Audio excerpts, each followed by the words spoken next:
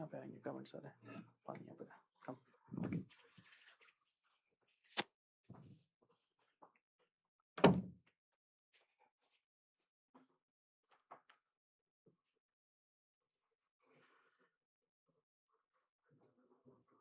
Hello students welcome back to YouTube channel तो just confirm us once like if we are audible अगर आपके पास आवाज आ रहा है तो एक बार कंफर्म करना चैट बॉक्स में so just confirm in the chat box if we are audible to you all अगर आप हमें सुन पा रहे हो तो एक बार कंफर्म करना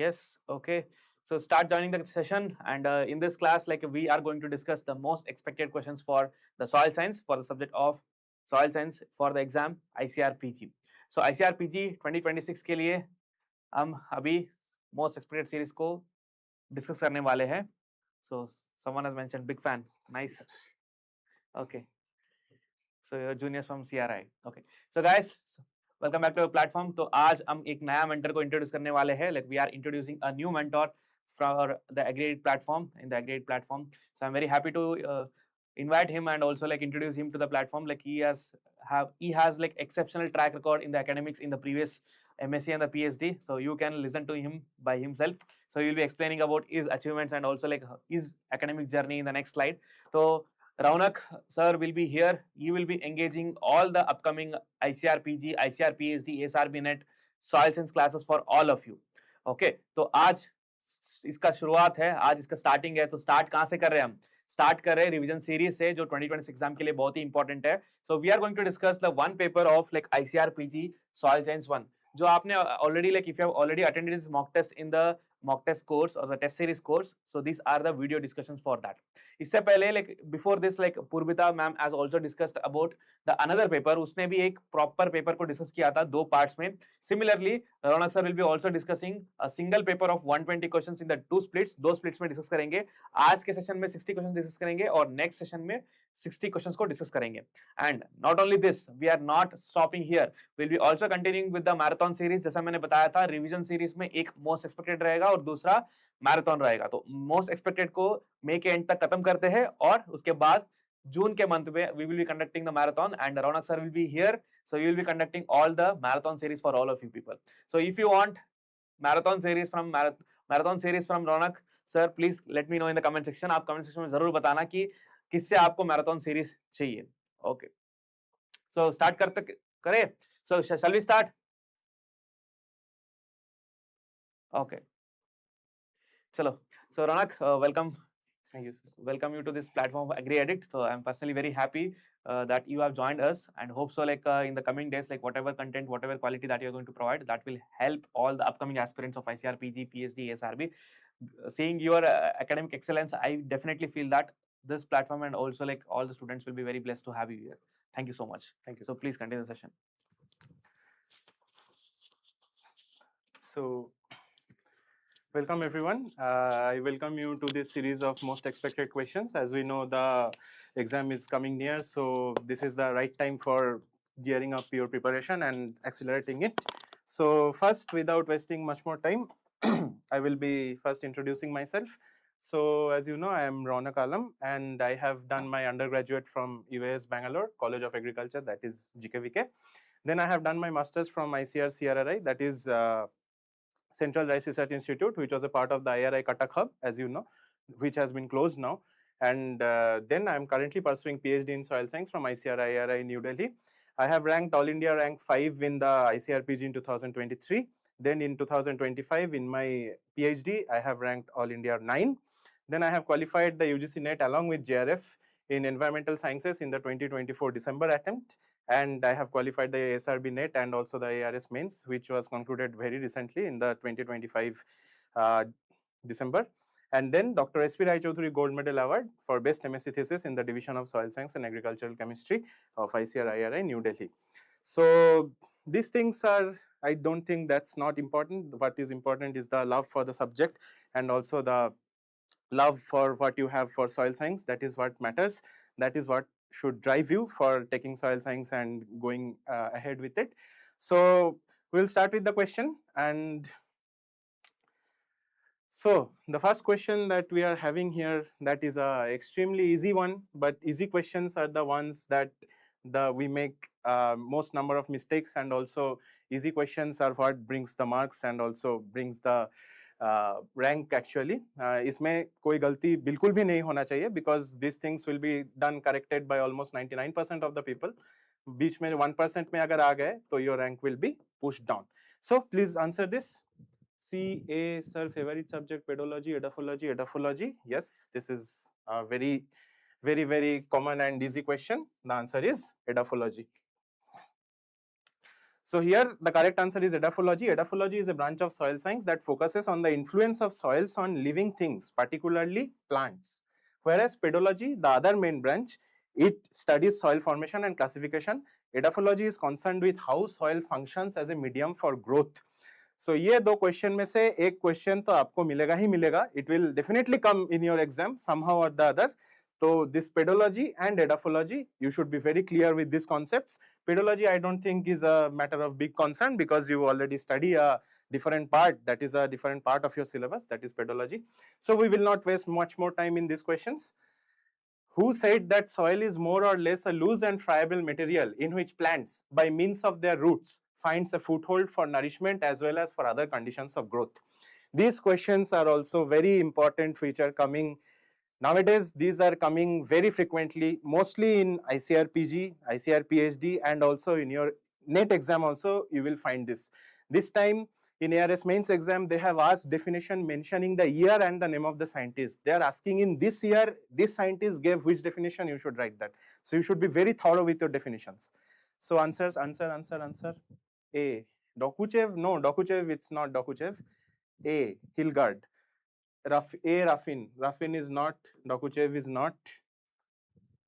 So yes, Hilgard, the last comment, that is the correct answer. So I have taken the snapshot from, I think all of you know this book. This is nothing but Soil Science Treatise. You should be very thorough with this book, and you should be very thorough with these definitions. All right, these definitions, यहाँ से question पक्का आता ही है, and also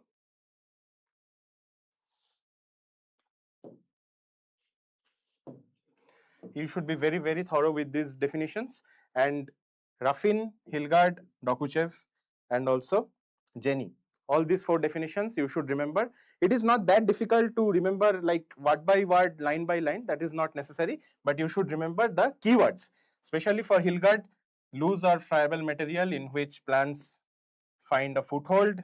For Dokuchev, it is a natural body. This question might have come multiple 8-9 times. And this Raffin also. And another question which is not mentioned here, I think you all know that, that is soil is a nutrient bin. This was told by who? Anyone in the comment?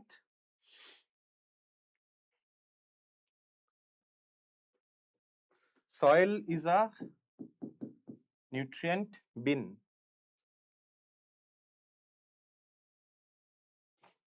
Whitney, yes. You should be very thorough with that also.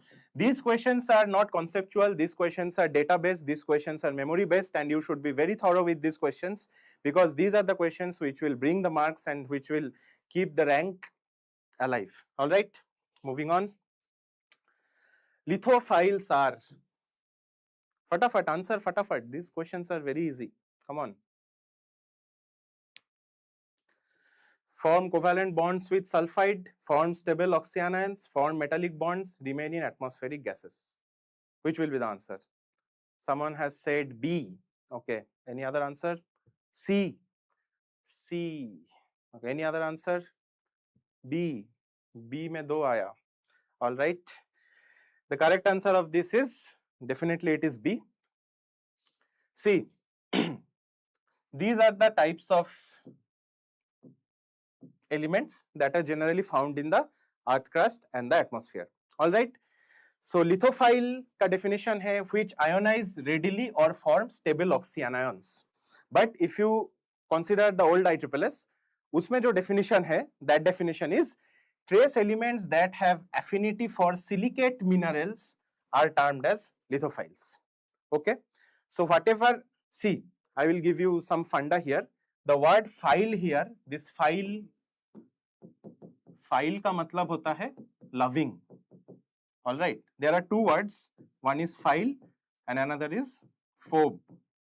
So file means loving and phobe means hating. These two are the opposite words. All right. So wherever there is something file, you should use your brain and think that something which loves some other thing. So here lithophile means the elements which loves litho. Now what is litho? Litho is nothing but lithosphere of the earth. All right. Lithosphere of the earth means जो हमारा lithosphere है, like below atmosphere and hydrosphere छोड़ के जो sphere है in our earth, that is called lithosphere, and that is majorly made up of O, Si, Al and Fe. ये question भी बाद में आएगा, the composition of earth crust. So O, C, Al, Fe में से जो Si और O है, ये मिलके जो compound बनाता है, these are the most two abundant elements. So these two forms the compounds. Those compounds are called silicates. So the elements which loves the lithosphere has to love the silicate minerals because these are the highest amount of elements that is present in the lithosphere. And also, if you see this definition, this is from treatise. Here, if you see, lithophiles ionize readily or form stable oxyanions. Oxyanions, why? Again, the same thing, because this is the oxygen which is present in the highest amount in the earth crust. All right. I think we are very clear with this.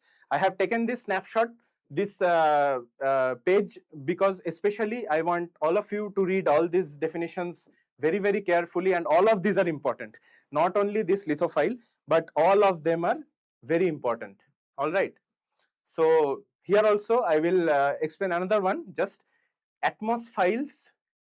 Philes means loving, atmos means atmosphere, so which tend to remain in atmospheric gases. It is that easy, right? Which tends to remain in atmospheric gases, that is atmosphiles. Sidero means iron, which readily form metallic bonds. That is iron loving ones. Those are siderophiles. Chalcophiles. Chalco is the group called chalcogens, where O, S, these elements come. So which tend to form covalent bonds with sulfide, those are called chalcogens. All right, these are very easy. You will read once and you will know about this. But keep that in mind. Litho means lithosphere, related to lithosphere. Chalcophile means related to chalcogens. Atmosphiles related to atmospheric, which tend to remain in atmospheric gases. Siderophiles, which form metallic bonds. Someone who was answering metallic bonds, you should be careful. It is not metallic bonds. And then biophiles, which tend to be associated with living organisms. All right, I think we are clear with this. We are talking about this question only in the previous slide. So what is the correct decreasing order of the average composition of the Earth's crust? I told this.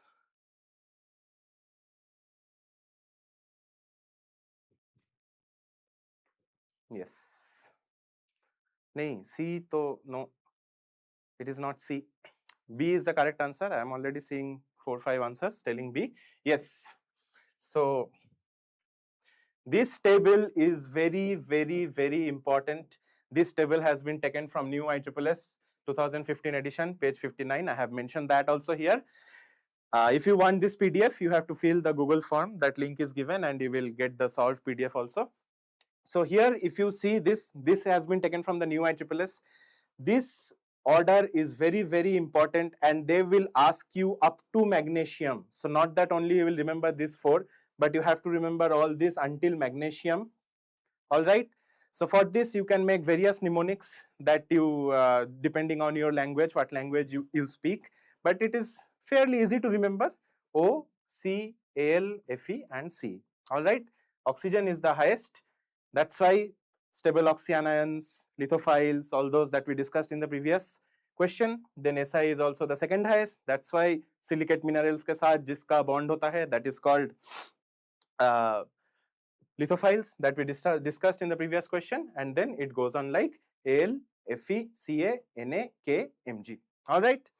Very nice. These questions are data-based. इसमें ज़्यादा concept तो कुछ है नहीं. These are from the pedology, so you should be very thorough with this pedology. If you see the question paper analysis of the previous years, pedology brings a huge number of questions, and that is also very important for rank, and that will decide finally how much you are getting. If you are thorough with pedology, if you are scoring high in pedology, you have a very good chance of getting a rank. Coming to this question, this type of questions are also a bit confusing, so you have to be very thorough. Read the question at least twice and then read all the options at least twice, because many of the times you might see one option, it will feel correct, you will go on marking and go to the next question. That will be a bit problematic, because baad mein jaake you can see there might be some other versions of the options also. All right, so these questions, iska ek hi funda hai, you have to read the question twice, at least twice. Be very mindful. I have a very bad habit of mistakes in this type of questions. So these are very easy questions. These questions will bring the marks, will bring the sure marks. But if you make these questions wrong, it will be a problem. So let's read the question. Minerals are naturally occurring, homogeneous, organic, definite chemical composition. I can see so many answers. All are saying C, and C means A, B, and D only. Let's read. Naturally occurring, that is true. Minerals are naturally occurring. Minerals are homogeneous, that is also true. Minerals are organic, that is not true. Minerals are not organic, minerals are inorganic. Minerals have a definite chemical composition. So it will be A, B, and D. Now you read the option, then you can answer the question. All right. So here I have taken the definition from ICCS. ICCS is like our Bible, it's like our Gita. So you have to be very thorough with your ICCS. And here you can see the definition. A mineral is a naturally occurring homogeneous inorganic solid composed of atoms having orderly and regular arrangement with definite chemical composition and characteristic geometric form. So this word is the one which make this question. All right.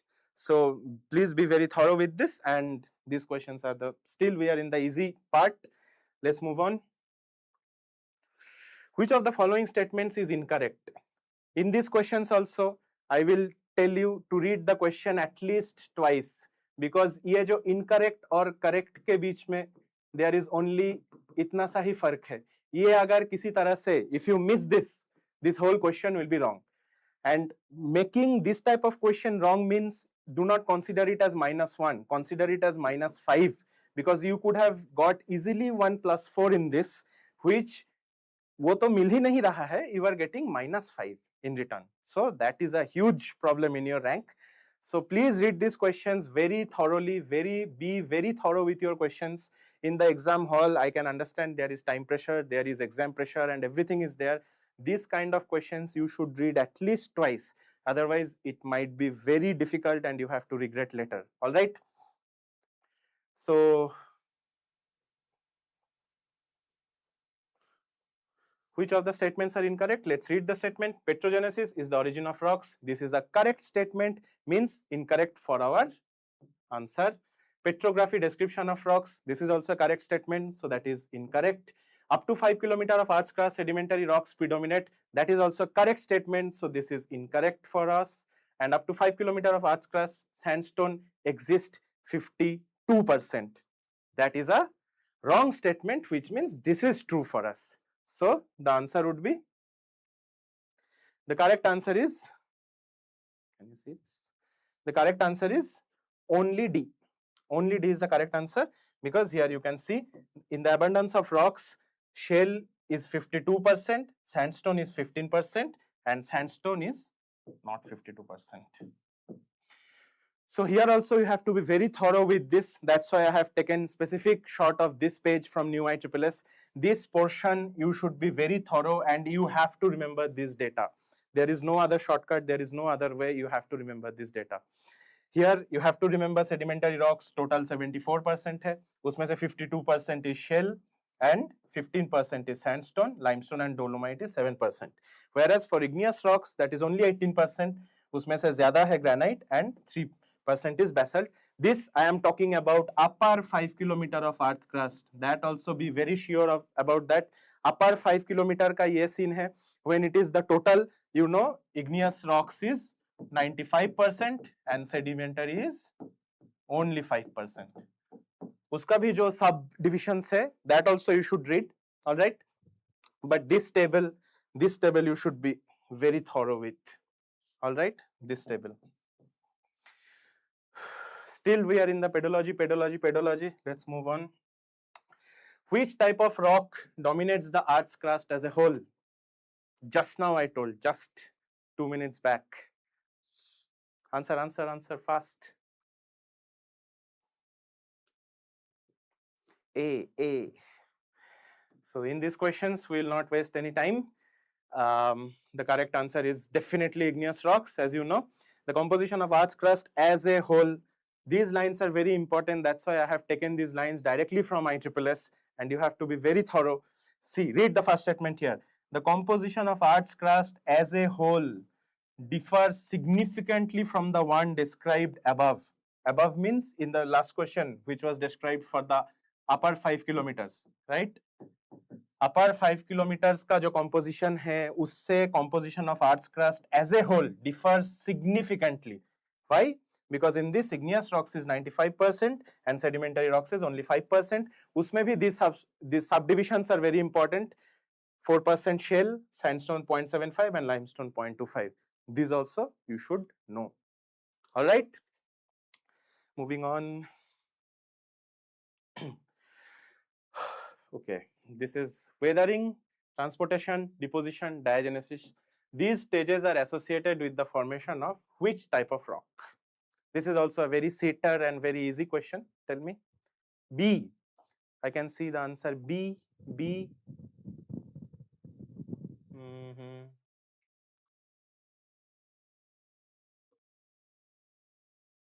Yes, correct. If you, again, this snapshot has been taken from ISSS, as you can see. In the formation of rocks, in sedimentary rocks, these are formed from sediments and it has 4 distinct stages, which are weathering, transportation, deposition and diagenesis. These things are very easy, not a problem to remember. Here weathering, you all know, weathering is the disintegration, physical, chemical and biological disintegration. Transportation is nothing but transport of the weathered material by water, wind or other agents, which will take the eroded weathered materials from one place to other place. Then deposition or sedimentation is the transported sediments settling down due to their lowering of the velocity of the external agents and also because of their weight. They are settled down across. Here one word is very important I would like to focus you on. Settled to form graded bedding. This question also comes. I have seen it many times in PYQs.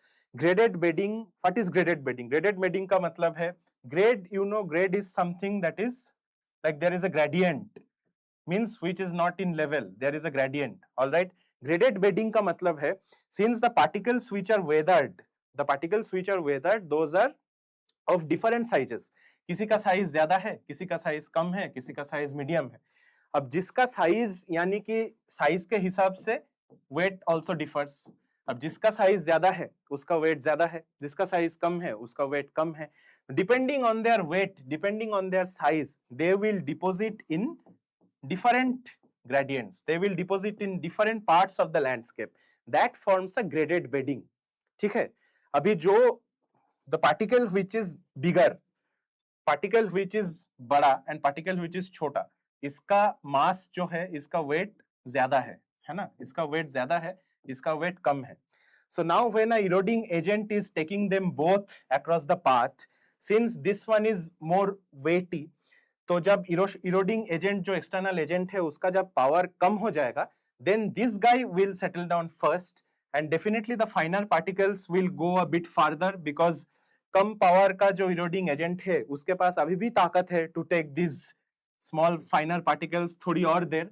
So after the deposition takes place, after the deposition process is over, you can see a scene like this. Like this is the direction of flow of the eroding agents and it will get deposited like that. So in this manner, this type of bedding is called graded bedding. As you can see, there is a distinct difference of size as a function of the distance. If you plot this in a graph, this is the size of the particles and this is the distance. So जिसका जितना size कम है, that goes on further distance. All right, that is inversely proportional. So you have to be very thorough with your ISSS. I am telling again and again, ISSS पढ़ना है, बार-बार पढ़ना है, बहुत बार पढ़ना है. So you have to be very thorough with all these words because a question might come like this, okay, in which type of rocks we can see the graded bedding. That is a very feasible question. So you should be very clear with your concept, and these questions are not at all difficult. You can just go on marking it and save your time, save your rank, both. All right. And so I think it's enough. Moving on. Again from petrology. What type of rock are gabbro, pumice, dacite, and granite? Tell fast, tell fast.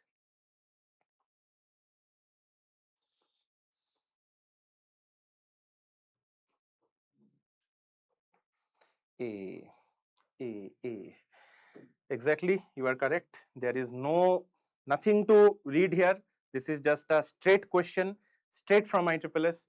These are the examples of the types of rocks, and we all know granite is the major igneous rock after basalt. And what we have read in just the previous slides, that in among the igneous rocks, granite is more in the upper 5 kilometer of the earth crust. All right. So that is igneous rock. Moving on. Which of the following is an example of nesosilicates? This is a very good question, and questions like this you can definitely expect in your exam, definitely. And nowadays, you know, they don't ask straight questions. They won't ask you, give like the name of one nesosilicate is, and they will give you one and usko tick karke aa gaya. So nowadays the questions are not like that. The question is made like this only. They will ask you 4 names, 5 names, sometimes 6 names, and they will ask like A, B, C, D, like that, and you have to be very thorough with it. All right. So which of the following are examples of nesosilicates? Tell fast. Option A, option A, option D, option D. Some are telling A and B only, some are telling A, B, and C only.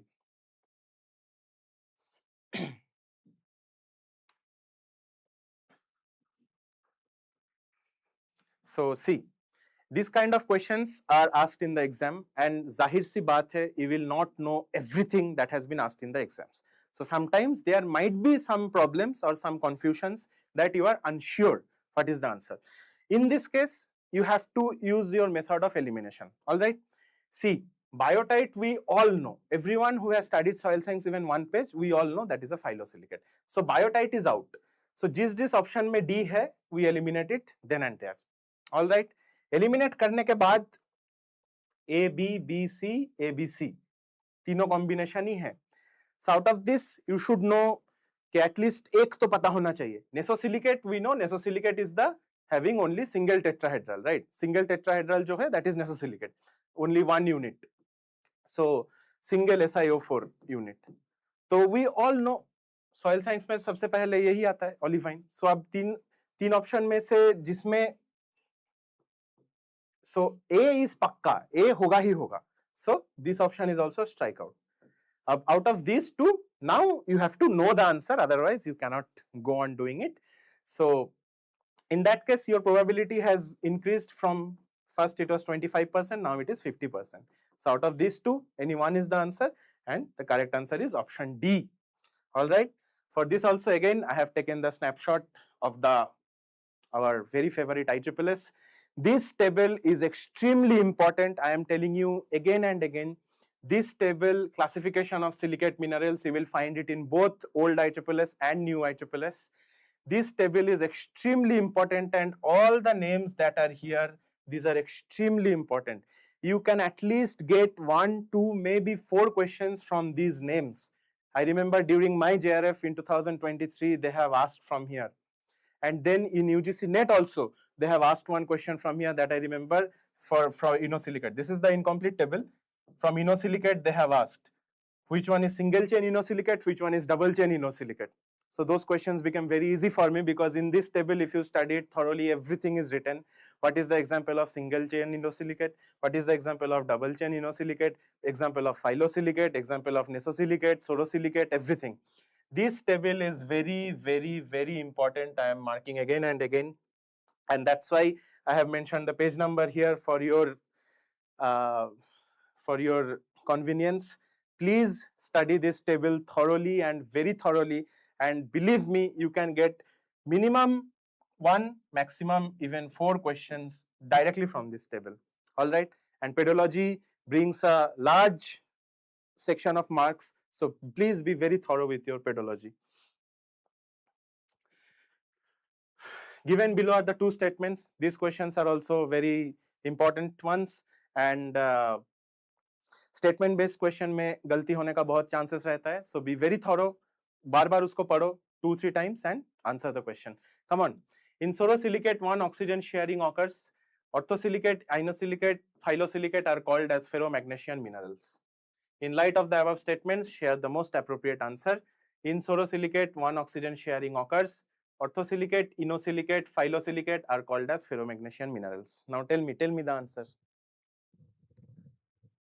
Both statement 1 and 2 are true. Okay, so let's read the statement. In sorosilicate, 1 oxygen sharing occurs. That is a very true statement. Just in the previous slide, we were reading about nesosilicate, that is single, and then we know soro means double, 2 tetrahedral. So there is 1 sharing, and again there is another tetrahedral. Like this is a single tetrahedron. From here, if it becomes another, that becomes a sorosilicate. All right. So this statement is correct. This statement is correct means this one is gone, this one is gone. So only option 1 and 3. And orthosilicate, inosilicate, phyllosilicate are called as ferromagnesian minerals. That is also a very true statement, because here you can see this line has been taken from treatise where they have written orthosilicate, inosilicate and phyllosilicates, biotite only and not muscovite, are collectively called as ferromagnesian minerals. So if you see very critically, this question is a bit controversial, you might say, because all phyllosilicates are not ferromagnesian minerals. That has not been mentioned in the question, but here you can see it has been taken straight from this book. This is a line of this book, and here it has written, okay, biotite only and not muscovite, because you know biotite is the black mica and muscovite is the white mica. This black color of biotite, that comes from nothing but the presence of Fe and Mg. And if you go deeper into soil chemistry, you will get to know these two are very important concepts in soil chemistry, where biotite is more weatherable than muscovite. Why? Uska bhi bahut sara karan hai and all. In the marathon series and everywhere we will cover that. Not now. So for now we are answering the question, that is both statements 1 and 2 are true. All right, moving on. So these are the courses that you can see, and ICAR PG exam soil science target batch 2027 will be starting very soon, and I will be very actively participating in that. Sir, which clay mineral have more total surface area, vermiculite or montmorillonite? This table is also there in new ISSS. Go and check there. Montmorillonite here will be the answer. I know this is a controversial question, that's why you are asking. In many places you will find many type of answers, but montmorillonite will be the answer, because total surface area you have mentioned, total surface area, that will include both the internal and external. All right. So montmorillonite has the highest swelling capacity, and once the mineral is swelled, this internal surface area is also exposed. So the total surface area will definitely be higher. You can check it in many places. Which mineral have more negative adsorption, MMT or vermiculite? Negative adsorption,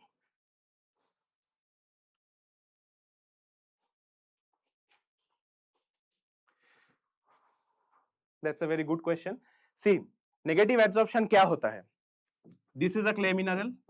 Clay mineral is majorly negatively charged, as we know, in the soil. उसमें आके positive ions यहाँ पे आके बैठ गया. This is a surface phenomenon and this is called positive adsorption, right? Opposite charges है तो positive adsorption. अब यहाँ पे negative charges है तो negative ions जो है, those negative ions will be repelled from this clay colloid. वो repel होके जाके जो bulk solution के पहले जो boundary है, this is called micellar solution, this is bulk solution.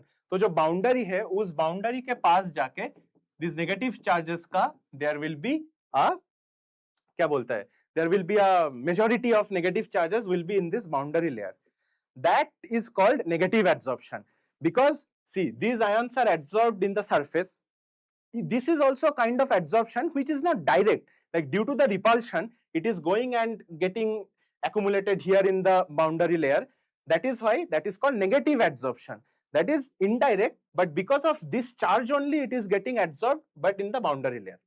Okay, so that is positive adsorption and negative adsorption.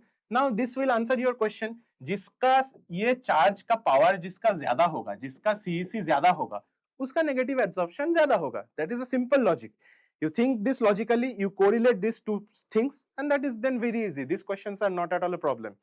CEC ज्यादा है, layer charge ज्यादा है vermiculite का, तो negative adsorption ज्यादा है vermiculite का, positive adsorption भी ज्यादा है vermiculite का, because this negative charge is more strong, that is stronger. So यहाँ पे ज्यादा ions आके यहाँ पे बैठ जाएगा. All right, moving on. Again, a very data based question. These questions are very sitter kind of questions, but you have to be very thorough with your reading, and only then you can get these answers correct, and you will get a everyone is marking the correct option here. Nothing to explain here, because heavy mineral have a specific gravity of, this has been taken from treatise. Here you can clearly see heavy minerals having specific gravity more than 2.85. What is important is you have to remember these examples. Again, I am telling, हर बार नहीं पूछेगा specific gravity कितना है. They might give 4 minerals from here, 1 from here, and then they will tell you which are the heavy and which are the light. And 1, 2, 3, 4 are heavy, 1, 2, 3 are light, like that. So be very thorough with the examples. Wherever there is example, you have to remember the examples. Try to remember that. That is not very difficult here. And I think everyone knows what is specific gravity. Specific gravity is kind of density only, but when it is measured with respect to water, right? The weight of something with respect to same volume of water, that is called specific gravity. All right, be very thorough with the examples. That is why I have taken specific screenshots from the books only, so that you know which part to read and which part to focus on. All right, be very thorough with these examples, right? Moving on. Okay, this is a fill in the blanks type of question. This is also very easy. That's a very basic mineralogy question. Resistance of mineral to scratching is known as dash, and it is expressed in dash. Answer, answer, answer. D. Hardness, Mohs scale. Perfect. There is nothing to discuss deep here, because resistance of mineral to scratching. Scratching means scratching, you know, scratching. So the resistance, scratching, the resistance means how hard that mineral is. जो mineral जितना hard होगा, that is more resistant to scratching. The mineral which is softer, that is prone to scratching. हमारा जो, this is measured by Mohs scale. We all know Mohs scale of hardness. Here I have taken the resistance of mineral to scratching is known as hardness. The hardness is expressed in Mohs scale and identified by numerals 1 to 10. Talc is the softest and diamond is the hardest mineral known. Here, if you can see the examples, everyone knows talc, because all of us use talcum powder either for cosmetic purpose or also for carom and all those games, you know, playing tabla also you need talcum powder. So talc, if you see, if you just put a minor scratch like this, it will become brittle and it will be very fine powdery like. So that is not at all resistant to scratching. It is very prone to, very susceptible to scratching. So that's why that comes is the softest. And whereas diamond, if you scratch, if you can scratch with your nail, you might get some award. So you cannot do that. So that is Mohs scale of hardness, and that is measured by, so this resistance is called hardness, and it is expressed in Mohs scale of hardness. I think the next question is on Mohs scale of hardness again. So we will discuss this further. Yes, arrange the following in increasing order of Mohs scale of hardness. Questions will come like this. I am telling you again and again, nowadays no straight question will come. They will not ask you like that, okay, tell the name of the softest mineral. You make talc and you go on. No, do not expect this kind of questions. Always expect, even if it is the easiest question known to mankind, they will do something and make it a bit complex, right? So iska answer. C kya hai? A, B, C, D. Okay, so you are trying to tell the question setter is so gentleman that he has put it just in the order. Yes, you are correct. He indeed is one. So talc, gypsum, fluoride, quartz, this is already in order. And for this, you have to see the Mohs scale of hardness, the table. And if you see the table, talc is the softest mineral. Here you can see scratches by a fingernail. As I was telling, you can easily scratch it with your fingernail. Talc is there in chalk also. And then gypsum also scratches by fingernail. Calcite also scratches not easily like this. You can read this. And diamond is the hardest mineral known to mankind. All right. So Mohs scale of hardness se bhi question aata hai. I myself have seen in many PYQs. So you should be very thorough with Mohs scale of hardness, and you should remember these values. Values bhi पूछता है. 10 में diamond है. Diamond they generally don't ask because it is so well known. They will ask this 9th. I have seen many questions where they are asking Mohs scale of hardness में 9 value किसका है, or else they will ask it in a opposite way कि corundum जो है, carborundum जो है, उसका Mohs scale of hardness value कितना है. So you have to remember it. You have to remember it sequentially, and I would again suggest make some mnemonics, kuch kavita bana lo, make some poem, anything that will help make you remember, and then T, G, C, F, A, like that. You can use your name of your friends, name of this, name of that, and you can go on. All right. When water turns into ice, its density will be, this is one of my favorite questions. This is one of my most favorite questions. So let's see who gives the answer. B, A. Already I am seeing confusions here. These questions are very critical. You read the answer, read the question twice, read the options twice, and then you answer. I can see 3 B's and 1 A. 3 B and 1 A. 4 B, 5 B. Yes. So definitely, I think here the majority is correct, and that is a very good sign. Okay, yes, you are going in the correct direction. Now, who can tell why? That is a very interesting chemistry, and I absolutely love that chemistry. So here I have written it for you. Read. When liquid water cools and freezes into solid ice at 0 degrees Celsius, it undergoes an anomalous expansion. This, I think, every one of us have read when we were studying in class 11th and 12th, who has read chemistry. Even in basic chemistry in 8-9 also, do you have this term that water undergoes a phenomenon of anomalous expansion, right? Anomalous expansion. So what is this anomalous expansion?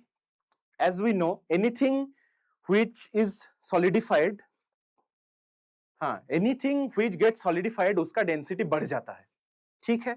But water के case में it is called anomalous. मतलब this is anomaly. Anomaly मतलब which is not normal, which is not expected. हम expect कर रहे थे कि water ice बनेगा तो वो जम जाएगा, it would be dense, it would be heavy. But the problem is cools and freezes into solid ice, it undergoes anomalous expansion. Due to the formation of a rigid, here I will like to take your attention into this term, open cage hexagonal crystalline structure. This open cage structure, यहाँ से question आता है. This is a keyword, you have to remember this keyword. When water forms into ice, it forms a open cage structure. जिसमें क्या होता है? One water molecule, here you can see, one water molecule is bonded to 1, 2, 3 and 4. 4 other water molecule से hydrogen bond form होता है, ठीक है? Water is a marvel. We call water by so many names. कि water is a universal solvent, water ये, water वो, water is essential for everything. Why so much hue and cry about water? Because water has some very unique properties which are very necessary. So I will try to explain that one by one. See, water का जो structure है, that is H2O, we know, right? And water is a polar molecule. Polar का मतलब क्या होता है? Polar का मतलब है this oxygen is highly electronegative and this hydrogen is not. Electronegative का मतलब, even if you have no chemistry background, don't worry, I will explain it very simply, you will know. Electronegative का मतलब है electron खींचने का ताकत. How forcefully it can pull the electrons. ठीक है? ऑक्सीजन के पास ताकत ज्यादा है because it is more electronegative. Hydrogen के पास नहीं है, कम है. तो कोवेलेंट बॉन्ड जो फॉर्म होता है, कोवेलेंट बॉन्ड में इलेक्ट्रॉन शेयरिंग होता है. If you have red bonding, you will know covalent bonding is like, ये कंपाउंड 1 ने एक इलेक्ट्रॉन दिया, कंपाउंड 2 ने एक और इलेक्ट्रॉन दिया, ये जो बॉन्ड फॉर्म हुआ that is called covalent bond. अब ये जो दो इलेक्ट्रॉन यहाँ पे ऑक्सीजन ने एक इलेक्ट्रॉन दिया, हाइड्रोजन ने एक इलेक्ट्रॉन दिया, ठीक है। अब ये जो दो इलेक्ट्रॉन पेयर बॉन्ड में है, oxygen is trying to pull these electrons towards it because oxygen is more electronegative, उसके पास ताकत ज्यादा है, वो ऐसे खींच रहा है। तो क्या होता है, ये ऑक्सीजन है, ये हाइड्रोजन है, ये हाइड्रोजन है, तो यहाँ पे नेगेटिव चार्ज फॉर्म होता है बिकॉज जो इलेक्ट्रॉन जिसका यहाँ पे रहना था वो अभी ऑक्सीजन की खींचने की वजह से it has travelled towards this side, alright, and it has so electron we know is negatively charge, तो नेगेटिव चार्ज ज्यादा यहाँ पे आ गया तो यहाँ पे फॉर्म हुआ। अब नेगेटिव ज्यादा उधर चला गया तो हाइड्रोजन के पास पॉजिटिव फॉर्म हुआ, ठीक है। And this is called a dipole. Dipole का मतलब है दो पोल फॉर्म हुआ, एक नेगेटिव पोल एक पॉजिटिव पोल, ठीक है। अब this phenomenon results in the formation of hydrogen bond. Hydrogen bond क्या होता है, जितना अब वाटर हमारे पास एक ग्लास अगर पानी है उसमें तो there are millions and billions of molecules, right, तो हर मॉलिक्यूल उसमें डाइपोल है। तो इसमें जो ये ऑक्सीजन में जो डेल नेगेटिव फॉर्म हुआ तो उसके पास में जो हाइड्रोजन घूम रहा था डेल पॉजिटिव दूसरे मॉलिक्यूल का, इस दोनों में एक बॉन्ड फॉर्म होगा। फिर ये ऑक्सीजन के साथ जो हाइड्रोजन है उसके पास से जो ऑक्सीजन जा रहा था, इस दोनों में एक बॉन्ड फॉर्म होगा। Like that it will form hydrogen bond. Hydrogen bond is not a pure chemical bonding but it is a type of interaction which is fairly strong.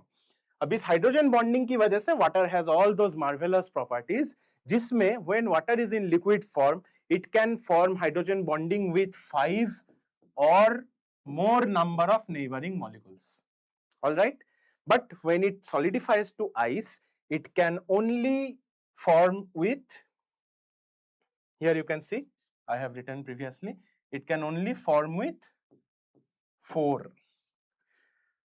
So जितना ज्यादा हाइड्रोजन बॉन्डिंग है उतना there is density है because more than 5 molecules सबके साथ bonding बना के रहे हैं, so there is a more density there, but when it solidifies to ice it can only form to 4 because of this formation of open cage structure. So the mass remains constant while the volume expands by 9%, the density must decrease. So when water turns into ice its density will decrease 9%. If it was any other compound, if it was anything else, it would have increased, but since water has anomalous expansion it will decrease. This part you should be very thorough with. Soil water is one of the most important and most hard section of soil science. वहां से बहुत सारा conceptual question आता है, you have to be very thorough, and if you open the ICCS there is this introductory water section in before the chapter in both the exactly cluster structure, so that you can read from both the ICCS books and also you can read from Daniel Hillel. That is the best one. That is not Fricklin clustered, I think you have made a spelling mistake, that is called flickering cluster model. That is not structure, the structure is open cage structure, that is called model, flickering cluster model. Model means to explain some phenomenon we take help of some equations and some models, that is the kind of the model. So flickering cluster model you can find it in Daniel Hillel. If you are interested you can read, but I don't think for PG it is that necessary to go into that deep, but you should very thoroughly read the first introductory part of soil water in both the ICCS books, that is very important, all right. Moving on to a again very easy question. इस question में तो कुछ बोलना नहीं है, we will just mark this and go. Which of the following chemical weathering process is most important for primary minerals?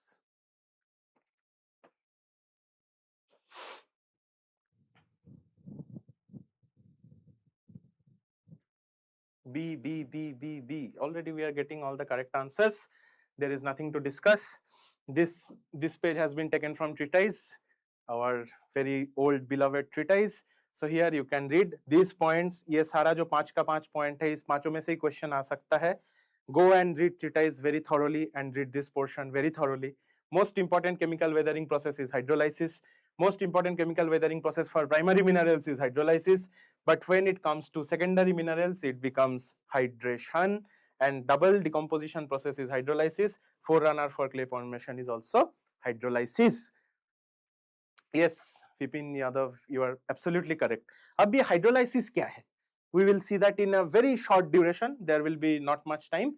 So hydrolysis का मतलब है, again I will ask you to pay attention to the word. Most of the meanings are hidden inside the words only.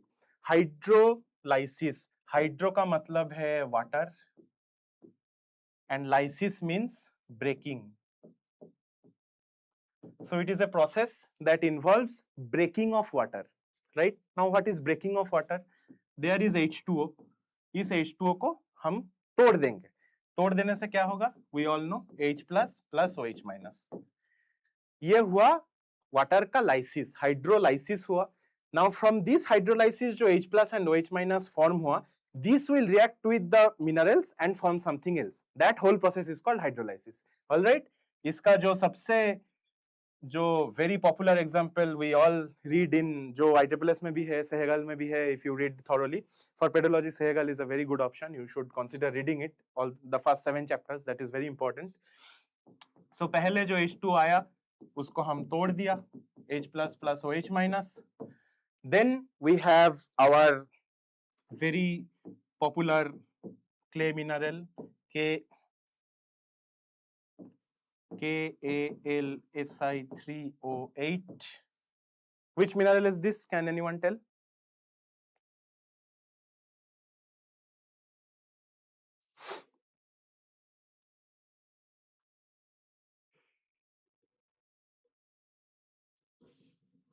So I think no one. Fine. Orthoclase. Feldspar. Yes, correct. So with this KAlSi3O8, यहाँ पे जो H plus हमने तोड़ा था वो H plus यहाँ पे आ गया, and it will form HAlSi3O8 plus KOH. That is a displacement reaction. ये जो H plus आया, ये H plus आके K plus को हटाया, K plus जाके OH के साथ KOH बना दिया, and this HAlSi3O8 is a new mineral. So this is the example of hydrolysis. All right, moving on. What type of weathering is exfoliation? Fast, fast, fast.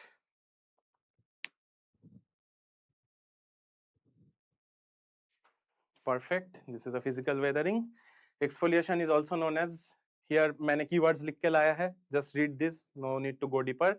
Exfoliation is also called onion skin weathering. This you should know. Onion weathering, and this is a classic example of physical weathering. Why it is called onion weathering? Because उसमें जो rock रहता है, उसके ऊपर जो rock का जो layers रहता है, the weathering happens in layers. मतलब why is it called onion skin? Because एक onion अगर तुम देखोगे तो onion, if you peel out onion, तो each and every layer करके ऐसे ऐसे करके खुलता है ना? So rocks also weather like that. This first layer will be weathered, then this second layer will be weathered. So the rock will be like this. Then ये जो ऊपर वाला portion है, that will get weathered, and the rock will be like this, and it will be here. That is called onion skin weathering. अब ये होता क्यों है? ये होता है because of differential expansion and contraction of minerals, right?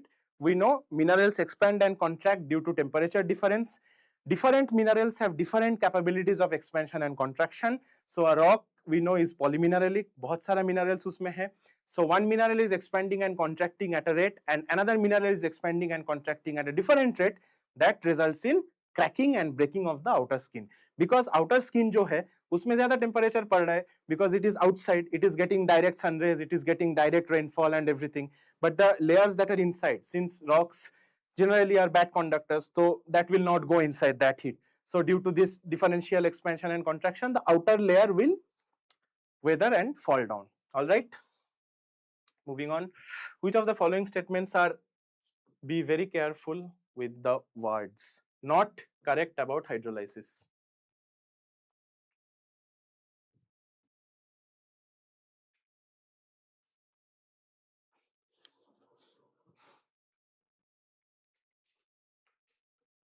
No answers are coming. I don't know.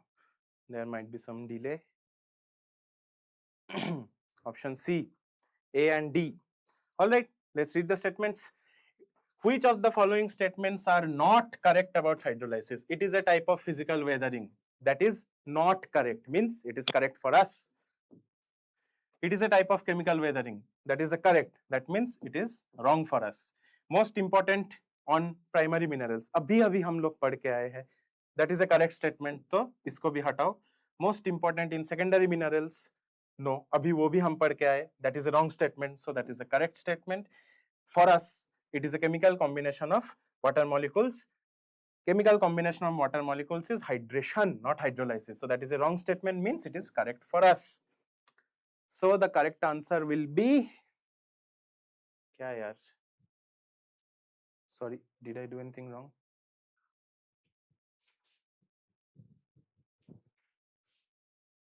Not correct. Oh, that is the, this is what NTA does. There is no option E in the option you can see, but option E will also come. So B नहीं होगा, C नहीं होगा, ठीक है? Correct option would have been A, D and E. But यहाँ पे A, D, E तो option में है ही नहीं. So we'll have to go to with the closest correct option, and this will be the answer. Option will be C. Definitely you are correct. E यहाँ पे है नहीं. Do not get tensed with this kind of questions in exam. NTA will definitely put some questions which will be like this. जिसमें definitely answer गलत होगा. Keep your calm. Solve it. अगर answer नहीं आ रहा है, go with the closest possible answer. अगर वो भी नहीं आ रहा है, तो do not panic. Just leave it and move on. And do not expect any accountability from NTA. They will not change the answer key. They will do nothing. Whatever they have decided, they will just give. So this kind of questions, 1 or 2 will come. Do not panic. Keep your cool. Move on. All right. There are 120 questions, many other questions to solve. All right. Which of the following weathering stages the less resistant minerals are decomposed easily and the clay content increases? This is also a direct question from weathering. Tell the answer very fast. इसमें तो कुछ explain करने का नहीं है. We'll just go on. B. Virile. Yes. Definitely correct. अच्छे से ISSS पढ़ो and treatise पढ़ो. That will be very good. ये सब question कभी गलत नहीं होगा फिर. This has been taken from treatise, as you can see by the font only. Weathering stages as given by Moore and Van Buren. यहाँ पे मैं लिख के रखा हूँ 1911. So these are the stages. उसमें किसमें क्या होता है? State of weathering. You should read this very thoroughly. This is a double star, and you can expect at least 1 or 2 questions from here. I remember in my time also it has come. That was easy one. They have given all these states to like arrange it in the order, but this one is a bit tough. You have to know this. You have to know these definitions. So please be thorough with this table, and ये table को अच्छे से पढ़ना, ठीक है? Removal of clay, particularly of fine clay in suspension from the upper part of soil profile and its accumulation in lower part is called. This is also a very straight question, and it should not take more than 10 seconds to answer these questions. C. I am seeing very much C, so we will not have any discussion. We already know the answer. But again, this has been taken from old ISSS. ISSS इतना पढ़ो कि font देख के समझ जाओ that is old है कि new है कि treatise है क्या है. So this table is from old ISSS, and this is very important. I specifically remember during my mock SRF in 2024, this question has come. They have asked at least 3 definitions from this table only. So you can understand how important this is. If you are thorough with this table, at least you can get 4 or 5 questions easily. You can mark it and move on in 10 seconds. So you will save your time also, and you will save your rank also. So here the important ones are definitely, see humification and all these things you will know. These things you can use your common sense and know. But the terms which require like leaching, salinization, these things all know. But the terms which require a deeper understanding of soil science, these are important. Like this lazy veg is very important. This one तो बहुत ज़्यादा important है. This regularly comes in JRF and SRF. They will ask all these 3 or a combination of all these 3, and you should know कि ये तीनों same है, ये तीनों same process को denote करता है, and that process you can see here. All right. And this lateralization, podzolization, I don't think any soil science student needs to be told the importance of this. And here glaciation also. You can expect match the following, you can expect direct question, you can expect statement question, you can expect ABC kind of question only from this table. In my time, they have given match the following and it was very confusing. Do not think that this is easy, and they have given the options in such a close manner and they have changed the definition in such a way that if you don't know the exact definition, you cannot answer that. So this table is very important. Old ISSS का जो chapter है weathering and soil formation, उसका last में है. Be very thorough with this table. I am telling you again and again, be very thorough with this table. All right. Sediment transported and deposited by air. इसमें तो हम एकदम ही no time. Only you have 10 seconds, 5 seconds for this to answer. You will answer, I will take and we'll go on.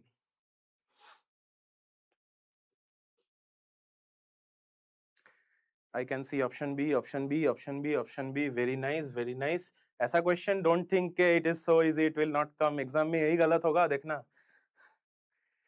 So again, this table is also very, very important. But this table is easy, so I will not emphasize much on this. Aeolian, with the words only, if you are thorough with the words, you can understand किसका क्या मतलब है. Aeolian मतलब हवा, alluvium मतलब नदी, mainly नदी, water. Colluvium means gravity, lacustrine means lakes, marine means seas, organic to organic, out of residuum till. So ये table भी, this is important, you should read this. I have given the reference here, new ISSS 2015 edition, page 44. वहां से देख लेना, पढ़ लेना, treatise में भी है, अच्छे से देख लेना. Be very thorough with this. These are the easy ones. All right. Stability series was proposed by, again, another data-based question. You just write the answer.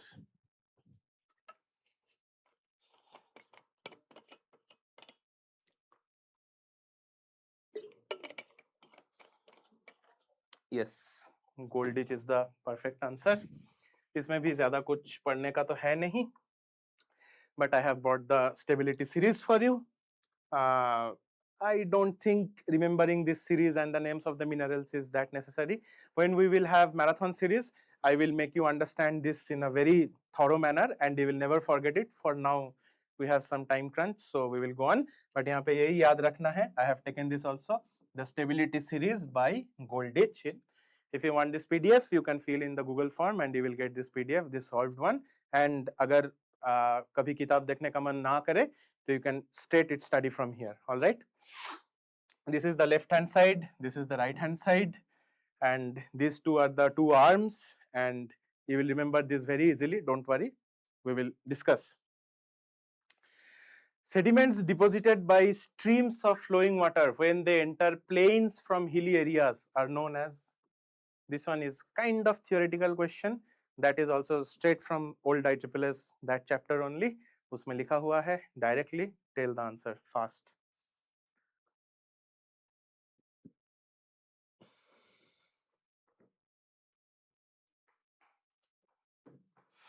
Yes, you are correct. The answer is alluvial fan.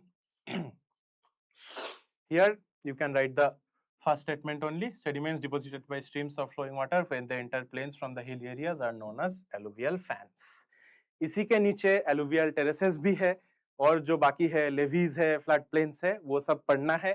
These are very important things. इसका ऐसे first 3-4 line पढ़ के just make the concept clear. Just read the definition. Boom, you can go on. All right. Now this is a very important question from soil physics. ऐसा questions आता है. This is very important. Tell the answer.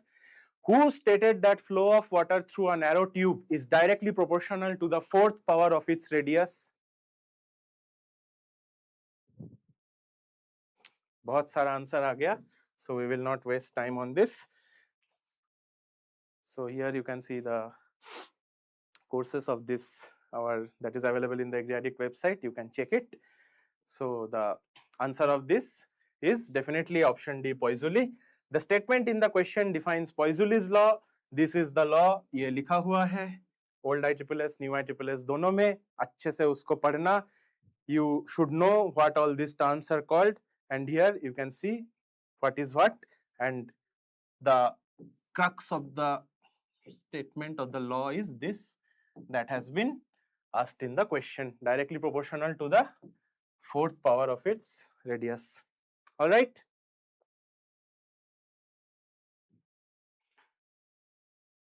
Moving on. Now this is a एकदम क्या बोलता है? This is a core pedology question. Let's see if you can answer this. Which epipedon is characterized by a thick, dark colored, soft mineral horizon with high base saturation, containing 1% or more OM, and with soil structure that cannot be massive or hard? This is straight. It has been taken from the definition, and definitely again you all are correct. ये सब याद रखना is not that difficult. Pedology सिर्फ दिखने में भयानक है, but it is actually very easy. यहाँ पे जो keyword है, this keyword, this soft, gives in the answer for this, because if you remember the Latin name, that is this mollis. इस mollis का मतलब है soft. All right. So it gives in. Otherwise बाकी जो properties है you can remember. जैसे बाकी और जो vertisol में invert है, तो उसमें अगर clay churning लिखा हुआ है, you can directly go for vertisol. Then अगर antisol है, तो recent है, no horizon है, very time bound है, so you can directly go with antisol. So pedology questions like this have the clues in the questions only. You don't have to panic. अगर याद नहीं भी है, you can just see the keyword and you can just go on with it. All right. Maulic epipedon, I have taken this straight from ISSS. So a thick, dark color, soft mineral horizon with high base saturation and strong structure. It contains 1% or more organic matter, and you can read it. My suggestion to all of you would be pedology जितना भी पढ़ो भूल जाते हैं. I also have the same problem. So specifically keep some 2-3 days before exam specifically for pedology and specifically for these sections, like that table of stability series, then that weathering index by Jackson, those tables. Our SRF question, which was in my time and in our senior batch also, 1 year senior, both SRF question, if someone would have woken up in the morning of the SRF, opened the book and read only the tables of the first chapter, he would have got a very good score in that SRF. All right. So pedology is very scoring and you have to remember a bit. So my suggestion would be keep 2-3 days aside only for pedology, only for those tables of pedology, and वो चीजें जो याद नहीं रहता है, like the names of the horizon, किसका क्या नाम है, किसका क्या property है, कौन कितना दिन wet है, कौन कितना organic matter है, कौन किसका क्या color है, all those things. All right. Which of the following suborder belongs to altisols? This is like a very, very, very easy question. We'll go on fast as possible.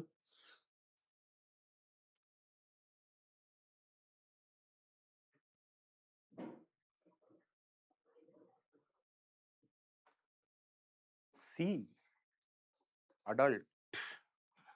I can see only one answer. What happened to the others?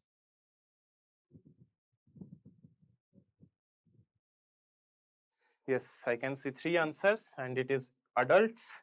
Iska bhi, I don't think anyone has any problem with this, but just to make you understand, I have taken a snapshot of old ISSS again. Old ISSS mein you can see the nomenclature as it relates to different categories in the classification system. Mollisol is the order, Astol is the suborder, Argiostol is the grade group, and typic Argiostol is the subgroup. अब ये मैं क्यों लेके आया हूँ? What is the meaning of this? ये तो इसके साथ related भी नहीं है, लेकिन related है. How? I'll tell you. If you read the soil orders, you can see in that chapter there is a thing called. What are these things called? जैसे mollisol का हो गया,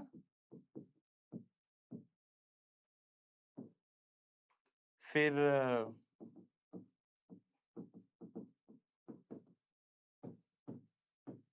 इसको क्या बोलता है? What are these things called? Anyone?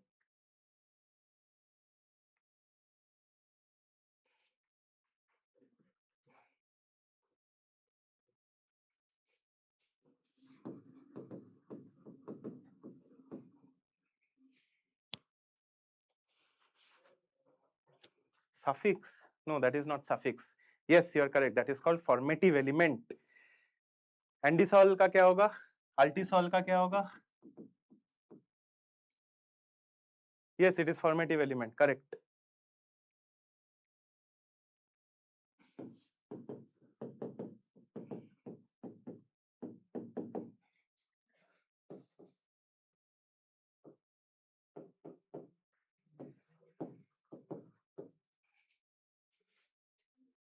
Right. Alfisol भी यहाँ पे है, अल्फिसॉल भी लिख देते हैं। So these formative elements are what makes the formation of these orders. अब ये formative element कैसे बनता है? That is also written in old ISSS, वहां पे जाके देखना। ये जो लास्ट में जो सफिक्स है, तुम जो सफिक्स बोल रहे हो, that is this sol. ये sol हर जगह में लास्ट में आता है, that is the suffix. तो sol के पहले लेके, सॉरी sol नहीं, ये पूरा I से लेके this sol, that is called suffix. So there you can see it is written.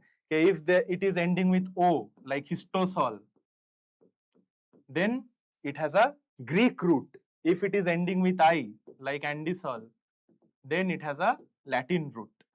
So ये question ये भी एक question ये भी आता है कि this order has derived from which name? Is it Greek or Latin? So if you can see O, you can directly go for Greek. If you can see I, you can directly go for Latin. ये हो गया एक।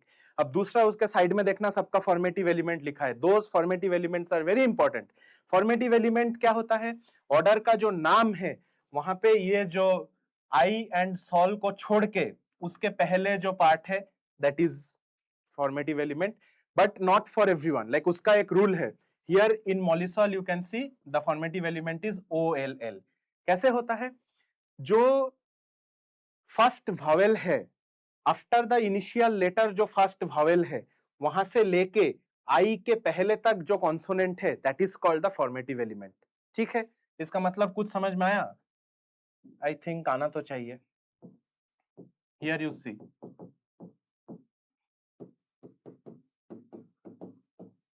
मैं क्या बोला, last में जो suffix है उसके पहले जो कॉन्सोनेंट है वहां से स्टार्ट करके हम लेफ्ट में जाएंगे, जहां पे वावेल आ जाएगा हम वहां पे स्टॉप हो जाएंगे। ठीक है, that is how you can find the formative element. Formative element याद रखने का भी कोई जरूरत नहीं है।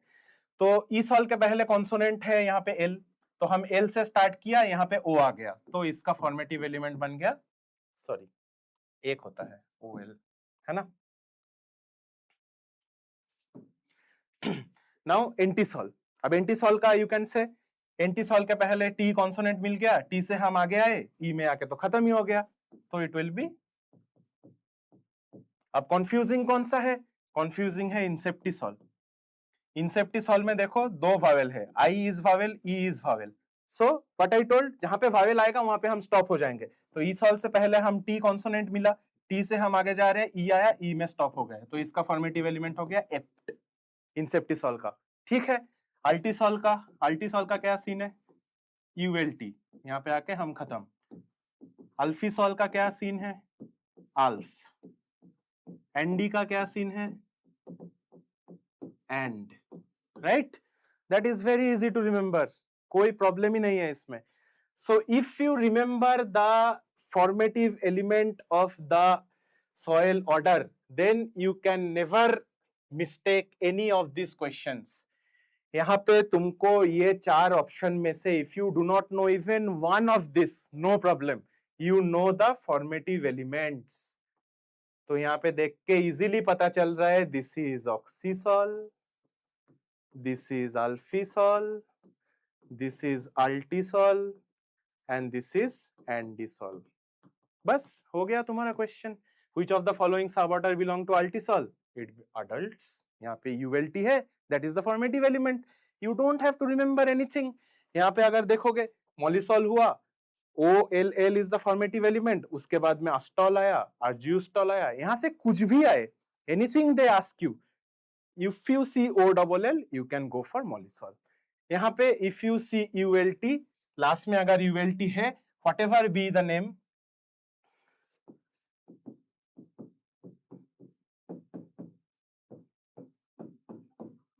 whatever it is, लास्ट में ULT है तो that is altisol. Is it clear? I think it should be clear. यहाँ पे अगर कुछ confusion है anything, you can write in the comments or you can ask me personally in the groups also. I will be available. So again, a very straight question, that is very straight question but very important question. It is from soil physics. You can see the basics of soil physics. It is from soil texture. You have to remember दो जो classification systems है USDA and IUSS, ये दोनों तो याद रखना ही है. These two are mandatory. You have to remember it at any cost. All right. So we will not waste any time here. We will directly get to the answer. The answer is C. That is very easy. Here I will tell you one small trick so that you can remember and it will be easy for you. What would be that? This one everyone remembers, less than 0.002, right? This one everyone remembers. This you should know. Then after that you should write it एक के बाद एक ऐसे लिख देना. ये दो line अगर याद रह गया, इसके बाद यू कैन रिमेंबर ऑल. 0.002 से लेके 0.05. नाउ 0.05 में यू मल्टीप्लाई 2, 0.05 इंटू 2, 0.1. देन एक ये लाइन भी याद रखना है, इंटू 2 के बाद it will be 2.5, so it will be 0.25. After this again it goes back to the original pattern. It is into 2, then into 2, then into 2. ठीक है. यहाँ पे अगर देखोगे लेस देन 0.002 इज क्ले, ये तो सबको याद रहता है, ये याद रहेगा. देन 0.002 से लेके 0.05 ये बस याद रखना है. देन 0.05 से 1, 0.1 यहाँ पे इंटू 2 हुआ है, यहाँ पे बस उसके बाद इंटू 2.5 हुआ है, then again into 2 into 2 into 2. ठीक है. एग्जाम में जाके ऐसे लिख लेना फर्स्ट में ही, उसके बाद you can just put clay, silt, very fine, fine, medium, coarse, very coarse. This is also very easy to remember. Clay, उसके बाद silt, उसके बाद very fine, fine, medium, coarse, very coarse. That is that easy.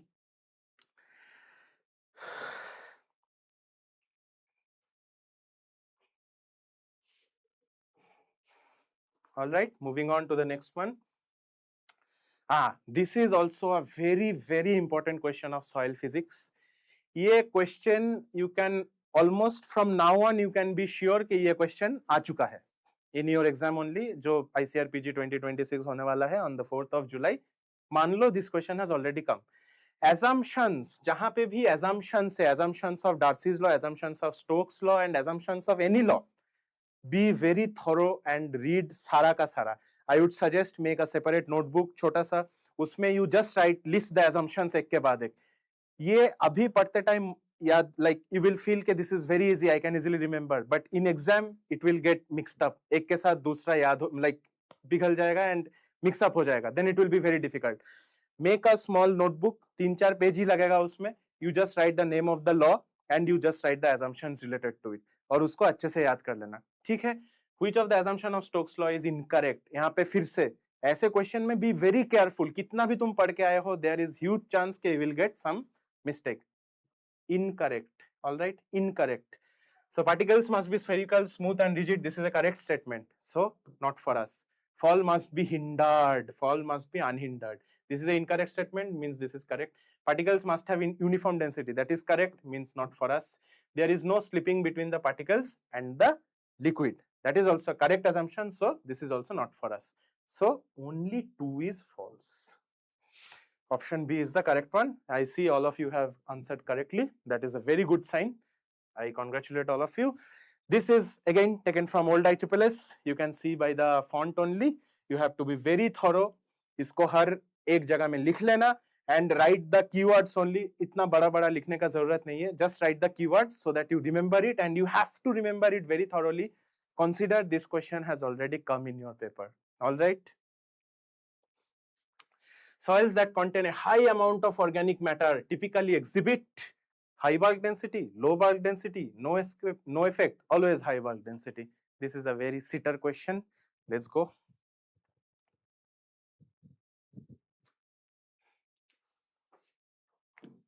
This is a very easy question, so there will be not much explanation, but I have written it for you. You can see bulk density is defined as the mass of dry soil per unit volume of bulk soil. We all know that. It includes both the solid particles and the pore space between them. Soils with high organic matter content typically exhibit lower bulk density due to 2 primary factors. One is soil organic matter is physically much lighter and less dense than the mineral fraction of the soil, such as quartz and feldspar. By replacing heavier mineral mass with lighter organic mass, the overall bulk density decreases. And enhanced porosity, Organic exudates and humic substances act as binding agents that promote soil aggregation. Soil जितना aggregation होगा उसका porosity उतना increase होगा.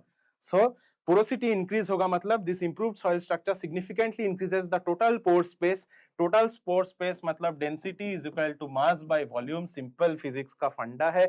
Volume जितना बढ़ेगा density उतना घटेगा. This is inversely proportional. It is that easy. All right. Low BD. Yes, you are correct.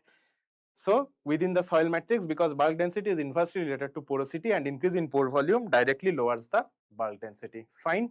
Moving on. Resistance of soil to deformation or rupture under applied pressure is known as. This is also taken directly from ICCS. Let's see how good you have written. You have read ICCS. Which is this definition? D. Soil consistency. Okay, one answer is soil consistency. Let's see other. Two answer is soil consistency. One is saying soil strength. One is saying soil strength. Only 3 answers I have received. Not much. Okay, let's see. The correct answer is soil consistency. This has been taken directly from the ICCS, new ICCS. Page number मैं लिखना भूल गया. I am sorry for that, but this is directly from new ICCS. By seeing the font, you can tell. Soil consistency, the definition of the first line, it has been taken directly, and you can expect questions like this. Do not expect ऐसा नहीं आएगा. They take lines from ICCS and they, along with the punctuations also, like comma, full stop, semicolon, all they pick up and they will put. All right. Be very thorough with ICCS and you can easily score this. So here you can see soil consistency is the resistance of soil to deformation or rupture under applied pressure. This first statement has been directly taken and put in the question. So the answer is soil consistency. All right. Soil strength and soil consistency difference. Again, you can go and see in ICCS, it is the same. It is a resistance of soil to deformation or rupture under applied pressure. Soil strength is also very similar to that. But it is not the resistance of soil to deformation or rupture under applied pressure. It is how better it can resist the penetration. Soil strength is measured by penetrometer, if you remember. So how soil strength matlab soil का कितना strength है, whereas consistency is the resistance or rupture under applied pressure. So strength is like, imagine this is a soil, उसके ऊपर तुम building बनाओगे 10 story या 1 story. That will be dependent on your soil strength. कितना strength वो ले सकता है. Whereas consistency, it is the resistance of soil to deformation or rupture under applied pressure. It is important for tillage operation and engineering purposes. The forces of cohesion and adhesion acting within the soil are responsible for soil consistency. Soil consistency is inherently related with the soil moisture content. See here, you can see this statement. Whereas soil strength में ऐसा soil moisture content का कोई बात नहीं आता. How strong is that soil? Whereas soil consistency is essentially related to soil wetness only. कितना soil wetness, कितना water availability में soil कैसा behave कर रहा है to deforming pressure. That is soil consistency. All right.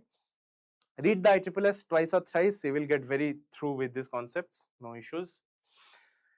This question is from my JRF. I clearly remember this. I have done it. So मुझे ये भी याद है, यहाँ पे you can see that change in mean weight diameter.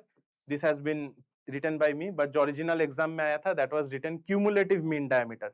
That is wrong, but you can expect this kind of wrong from NTA and ICR both. Do not panic.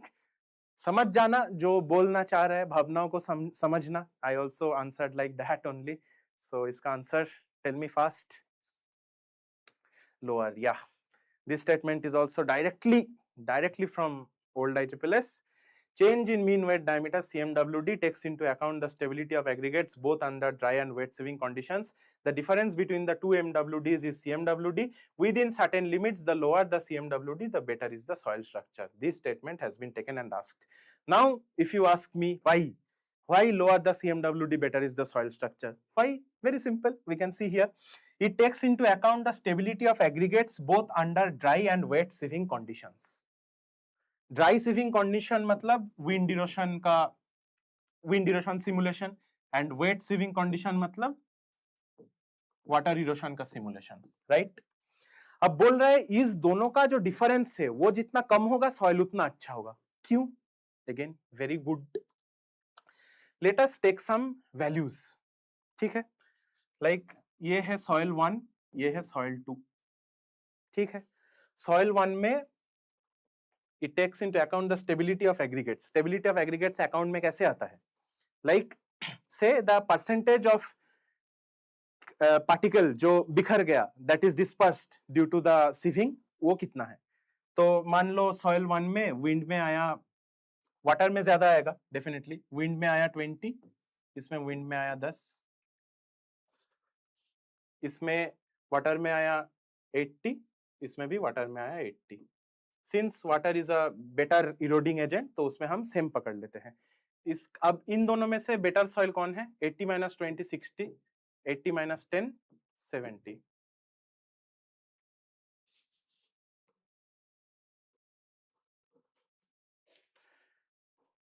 wait,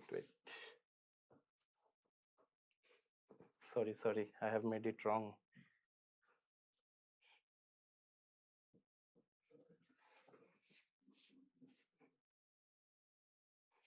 I have made it wrong with the stability index. I'm sorry.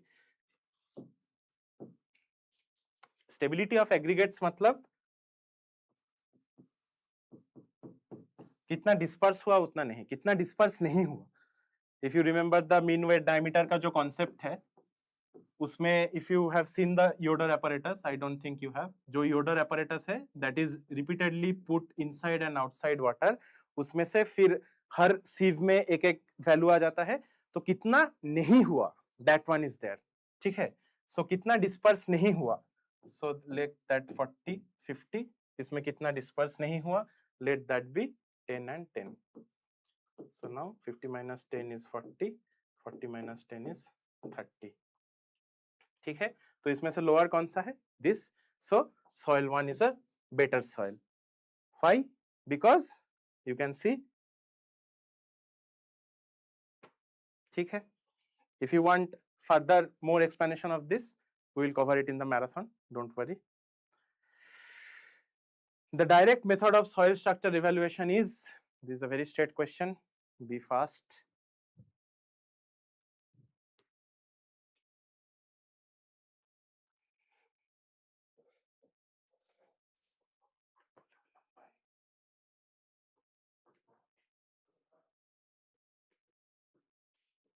I cannot see any answers. The direct method of soil structure evaluation is microscopic method. Will not waste any time here. Let's go. Here you can see the direct methods. This is also taken from ISSS only. The direct methods including the microscopic evaluation in the laboratory and the microscopic or field observation characterize the shape. So this microscopic method, and another one is macroscopic method. Macroscopic method में we take a soil chunk and we drop it in the surface. वो गिर के जितना aggregate में हो जाता है, that is a evaluation. And microscopic method we take it in slides and put it under petrographic microscope and we check कि soil structure कैसा है. All right. Arrange the following in descending order based on thermal conductivity. Very easy question. Be fast.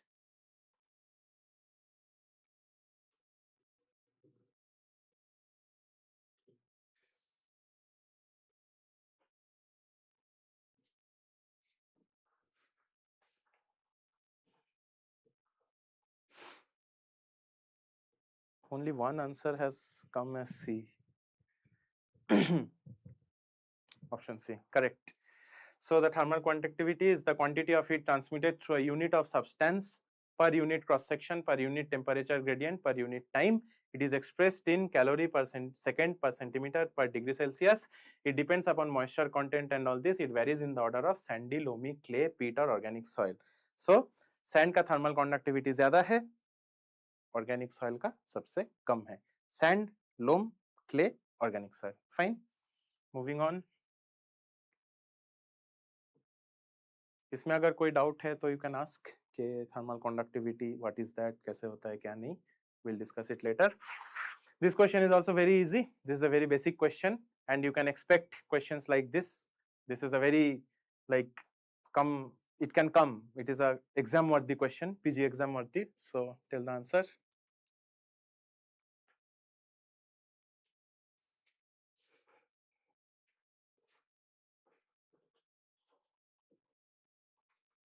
I can see answer B.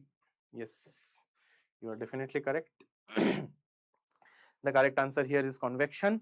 It is a process in which heat is transferred from one point to another by actual movement of the heated material particles from a place of higher temperature to another place of lower temperature. Liquids and gases are generally heated by the process of convection. Process of convection समझने के लिए एक ऐसे पतीला we will take a container और उसके नीचे हम ऐसे आग लगा देंगे. तो इसमें पानी भरेंगे और पानी भर के उसमें आग लगा देंगे. So if you see that water, if you closely see that water, you can see there is movement of water like this. So the water that is in this layer, that is getting hot and that is getting lighter, so that is going up. So वो जब ऊपर गया, यहाँ का temperature बढ़ गया, it became lighter, it then again came down, so it becomes a circular kind of motion. एक बार जो circle start हुआ, light होकर यहाँ पे गया, फिर it will come here, then again it will come here. ये जो हॉट पार्टिकल है ये ऊपर गया, ऊपर जाके हीट डिसिपेट किया, ठंडा हो गया, फिर नीचे आ गया, फिर हॉट हुआ, फिर ऊपर गया, ऐसे करके actual movement of liquid molecules that will transfer the heat. That is why you can C actual movement of the heated material particles from a place of higher temperature to another place of lower temperature. That is how पूरा जो पानी है पूरा उबल जाता है. So that is called the process of convection. All right. Which of the following crops is considered an indicator plant for determining the permanent wilting point of soil in the laboratory due to its ability to deplete available moisture evenly and completely? ये तो सब कुछ question में दे दिया है. You just have to answer. Answer option D. Perfect, perfect. You guys are having very good preparation, it seems. Very nice. The use of sunflower is the standard biological method for determining the PWP of soil in a laboratory setting. Why? Because of uniform moisture depletion that is already given in the question, and also clear visual cues, because we will use that only if we have a clear visual cue. So sunflower leaves have a large surface area and exhibit a very distinct sudden loss of turgor pressure and lack of drought adaptation. There are some plants which adapt very easily to drought, but sunflower ऐसा नहीं है. So indicator plant का मतलब है इसका जरूरत क्या है? Because if you see, measuring the PWP and all the other things requires the use of costly instruments. एक pressure plate apparatus का cost 15 लाख 20 लाख ऐसा है, and also operating that requires skill, requires labor, requires time. बहुत time लगता है उसमें. So खर्चा बचाने के लिए we figure out various methods, जिसमें this indicator plant is one of that. उसमें sunflower is the most important because it has all these properties. All right, moving on. The law of maximum, which is used for developing the concepts of nutrient ability, was proposed by. This is a straight question. It's make no explanation. We will just get the name and we'll go. Option B, Wallace. Yes, this is taken from old ISSS, law of maximum given by Wallace and Wallace. This law states that when the need is fully satisfied for every factor required in the process, the rate of process can be at its maximum potential, which is greater than the sum of the individual parts. मतलब बोल रहा है A nutrient देके जितना मिलता, B देके जितना मिलता, अगर A plus B एक साथ देंगे उसमें जितना मिलेगा वो ज्यादा होगा, ज्यादा than both of this. So this is also called additive effect. All right, that is law of maximum. The concentration of different nutrients in ammonium phosphate, sulfate, nitrate are, these questions are data based questions और हम कुछ नहीं कर सकते इसमें. JRF में, SRF में ऐसा क्वेश्चन आएगा, ऐसा क्वेश्चन आता है तो you have to remember that. इसके लिए I have taken the chart. इसका you can remember it through various mnemonics or various अपने अपने ऊपर. The correct answer is D, 20-20-15. Ammonium sulfate nitrate, उसका NPK है 20-20-15. You can see here. Ammonium phosphate sulfate nitrate is 20-20-15. All right, moving on. Again, see, in एक exam में ही हमारे पास दो assumption आ गया. टोटल जितना भी assumptions है, डबल लेयर का, फिर डार्सीज लॉ का हुआ, स्टोक्स लॉ का हुआ, देन assumptions of और किसका assumption था? DDL का तो हुआ, हाँ, देन डबल लेयर में जो पॉइंट चार्जेस है, all those theories, सारा assumption एक जगह में नोट कर लेना and tell the answer of this. The assumption of Darcy's law are kinetic energy of water is negligible, mass density of water is not constant, viscosity of water is constant, flow is streamline. यहाँ पे तो देख के ही पता चल रहा है ये not constant is has been made deliberately. सो ये तो होगा नहीं. सो जहां पे B नहीं होगा, but you can see here the options are given in very confusing manner, right? So इसका आंसर है, some is telling D, some is telling C. No, इसका आंसर है only B is not correct. I told you ना, सिर्फ ये deliberately incorrect किया गया है. बाकी viscosity of water should be constant, flow should be streamlined, kinetic energy should be negligible. So only B is not correct. All right. यहाँ पे you can see, ये भी मैं IEEE से लेके आया हूँ खास करके. So kinetic energy of water is negligible. Kinetic energy of water is negligible. Mass density of water is constant. Mass density of water is not constant. तो ये गलत है. Viscosity of water is constant. Viscosity constant. Flow is streamlined. इसीलिए मैं बार-बार बोल रहा हूँ, ऐसा जहाँ-जहाँ पे है, note down and study it thoroughly. यहाँ से question आएगा ही आएगा, पक्का. CEC of Montmorillonite clay mineral. This is a very straight question, but ऐसा question आता है. So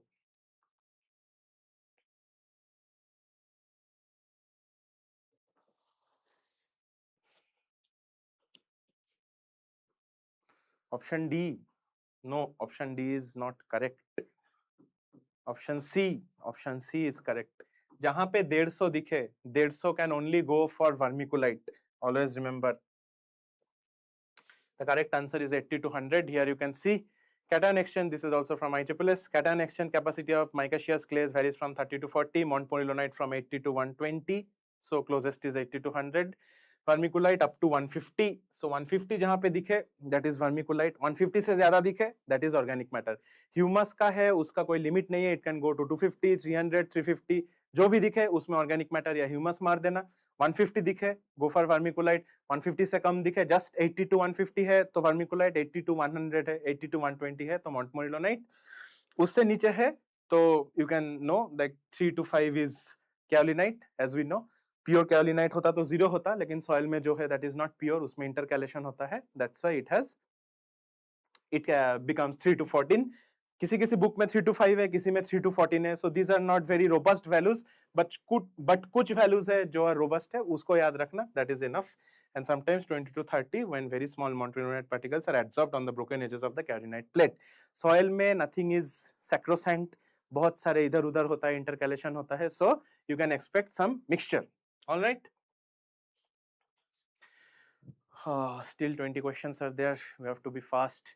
Which of the following statements are incorrect? एक ऐसा question है तो सबसे पहले mark कर लेना दिमाग के अंदर, correct है कि incorrect है. फिर go on. Which of the following statements are incorrect about ZPC? pH at which net surface charge of soil colloid is 0. That is called ZPC. तो ये correct है, मतलब incorrect for us. Correct is as usual but incorrect for us. Value of ZPC depends on acidic or basic strength. That is also true. H plus or OH minus ही बनाता है charge. So this is also correct. This is incorrect for us. ZPC of hematite is 4.5. Even if you don't know this, since you know these two statements, this answer of yours is done, right? So that would be the presence of mind. Even if you don't remember, no problem. You can get the answer like this. Here I have taken the table for you from treatise. You can see यहाँ पे haematite यानी कि Fe2O3 का है 6.5 to 8, 4.5 नहीं है, right? 4.5 is TiO2, titanium oxide. So you have to be very thorough with this. अच्छे से question पढ़ना. There is high chance even if you don't know एक और दो, you can answer that. But जाहिर सी बात है, it would be better if you know all of that, right? This is not written correctly. I will write it for you. Which group is this? This is from biomolecule, and this is also a very very very important question. Biomolecule से बहुत सारा question आता है, so you have to be very thorough with your biomolecule. If you would have read NCERT in your 12th and 11th अच्छे से, so these questions will be very easy for you. Nothing to worry about that. So answer. I cannot see any answer. Only one. A. Aldehyde. Yes, you are correct. This is aldehyde. The chemical structure RCHO, often written as RCHO, represents an aldehyde. This functional group is characterized by a carbonyl group. Carbonyl group क्या है वो भी लिखा हुआ है. A carbon atom double bonded to an oxygen atom. This is called carbonyl. उसके साथ एक H है और इधर R है. R का मतलब R can be anything, right? R can be anything. CH3 CH2. It can be like this. इसका नाम भी पूछता है कभी कभी. I remember in my time they have asked the name which is the simplest aldehyde, that is formaldehyde. So यहाँ पे अगर if it is HCHO, this is formaldehyde, 1 carbon. ठीक है. इसके जगह में अगर 2 कार्बन आ गया CH3CHO, this is called, you can remember the ICR IUPAC name also, and you can remember the common name also. Formaldehyde के बाद क्या आता है? What is the next? Anyone?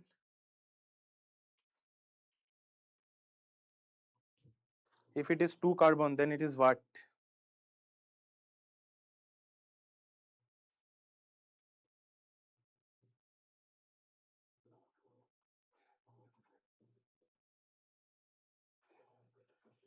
No one is answering. Ethanol. Ethanol कहाँ से आया भाई?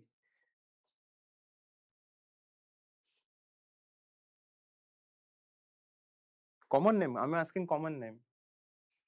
It will be acetaldehyde. हाँ, you are correct. I'm sorry. Ethanol is also correct. 2 carbon अगर है तो eth, 1 अगर है तो meth, 3 अगर है तो propanol, then butanol, then pentanol, ऐसा करके it will go on. So ऐसा questions आता है, हाँ? Be very careful. Father of organic farming is, this is also a sitter question.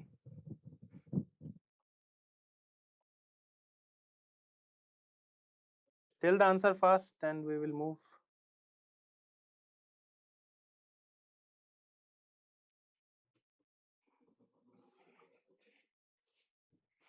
I think there is some problem with the response. It is not coming, so we will move on. It is Albert Howard. Yes, you are correct. Sir Albert Howard is widely recognized as the father of modern organic agriculture. He developed the indoor method of composting. If you would have read the old ISSS, you will remember he developed the indoor method of composting, and his highly influential 1940 book, An Agricultural Testament, ये भी आता है exam में, याद रखना, laid the foundational scientific principles for organic farming, emphasizing the critical link between health, plant health, soil health, and human health. All right.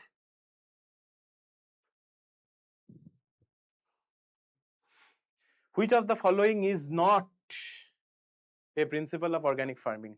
Fast. ऐसे question में हम जल्दी करके जल्दी निकल जाएंगे.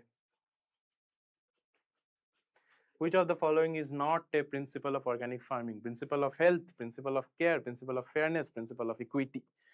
Yes, I can see the correct answer already. That is the principle of equity. ये भी तुमको याद रखना पड़ेगा. You have to remember this. There is no other way. The foundation of modern organic farming is defined by the International Federation of Organic Agriculture Movements, IFOAM. They established 4 core principles, जो कि है health, ecology, fairness, and care. तो इसमें equity नहीं है. So equity is the answer. I will like to emphasize on the fact that if you have seen the PYQ of 2024, last के पहले वाला 2024 का जो PYQ है ICR PG का, that has got almost 7 to 8 questions only from organic farming they have asked. All right. So ICR has this very weird pattern of taking one subject and asking 9-10 questions from that. Like the year before our year, 2022, they have asked 12 questions from biomolecules. It was looking like a biochemistry paper than a soil science paper. All questions जो भी आ रहा है वही biomolecule से है. So we studied biomolecule very extensively, but in our year it did not come. Then it became only, they have asked 18 questions from GIS and GPS. So GIS, GPS, that is again problem. Then for our next year, they studied GIS, GPS extensively. Then they have asked organic farming से 7 question आ गया. Then 2025 में people studied organic farming. They have not asked that many, only maybe 1 or 2 like that. So you never know. So whatever question has come in PYQ, whatever domain they have touched in PYQ, especially biomolecule, I clearly remember there were many questions in 2022, many. And those are not like this easy question, कि ये aldehyde है, ये ketone है, ये बताओ. No, they have asked like, what is the number of carbon chains in this, what is the reducing end, non-reducing end. So be a bit thorough with biomolecule. I would suggest you study NCERT thoroughly and you will have no problem with that. All right, let's go. Again, another question from organic farming. So because this is important, how many years the land or soil must be treated as organic without using any prohibited chemicals and other synthetic substances to qualify for organic certification? This is also a POIQ. This also came in 2024, as far as I remember. Come on.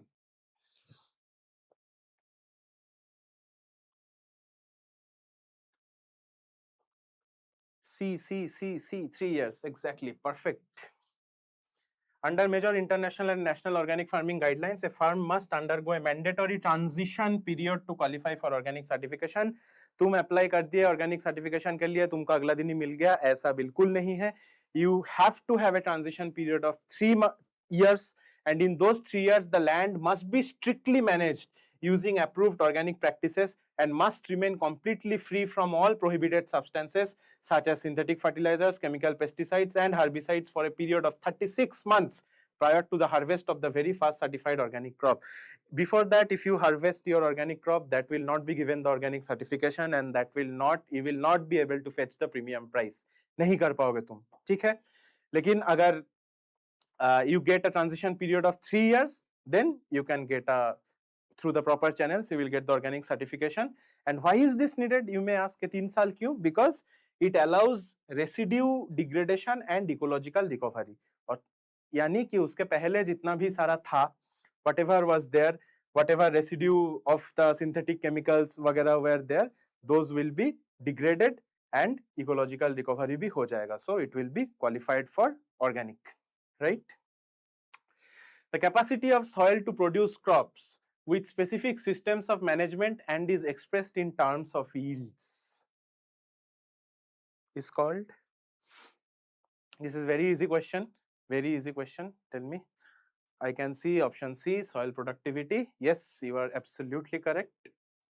Soil productivity is defined as the capability of a soil to produce a specific crop yield under a defined specified system of management. It is an economic concept as much as an agronomic one and is always measured and expressed in terms of output, that is yield per unit area such as kg per hectare. You should remember this definition. All right, moving on. The acidity which is developed due to hydrogen and aluminum ions adsorbed. ये तो keyword है, मिल गया, adsorbed on the soil colloids. इसका answer हो गया. बताओ बताओ बताओ, what is the answer?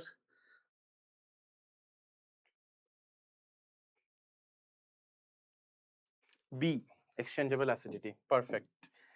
इसमें ज़्यादा कुछ समझने का नहीं है. This is already taken from ICCS, as you can see. In strongly acidic soils, the concentration of exchangeable Al and H plus ion contribute to exchangeable acidity. It may be defined as acidity developed due to adsorbed hydrogen and aluminum ions on soil colloids. Straight question. इसमें कुछ इधर का नहीं है, कुछ उधर का नहीं है. Directly from ICCS, direct answer. Save your 10 seconds and go on. Right? The characteristics of sodic soil are, again, a very, very easy question. We can go on very fast in this.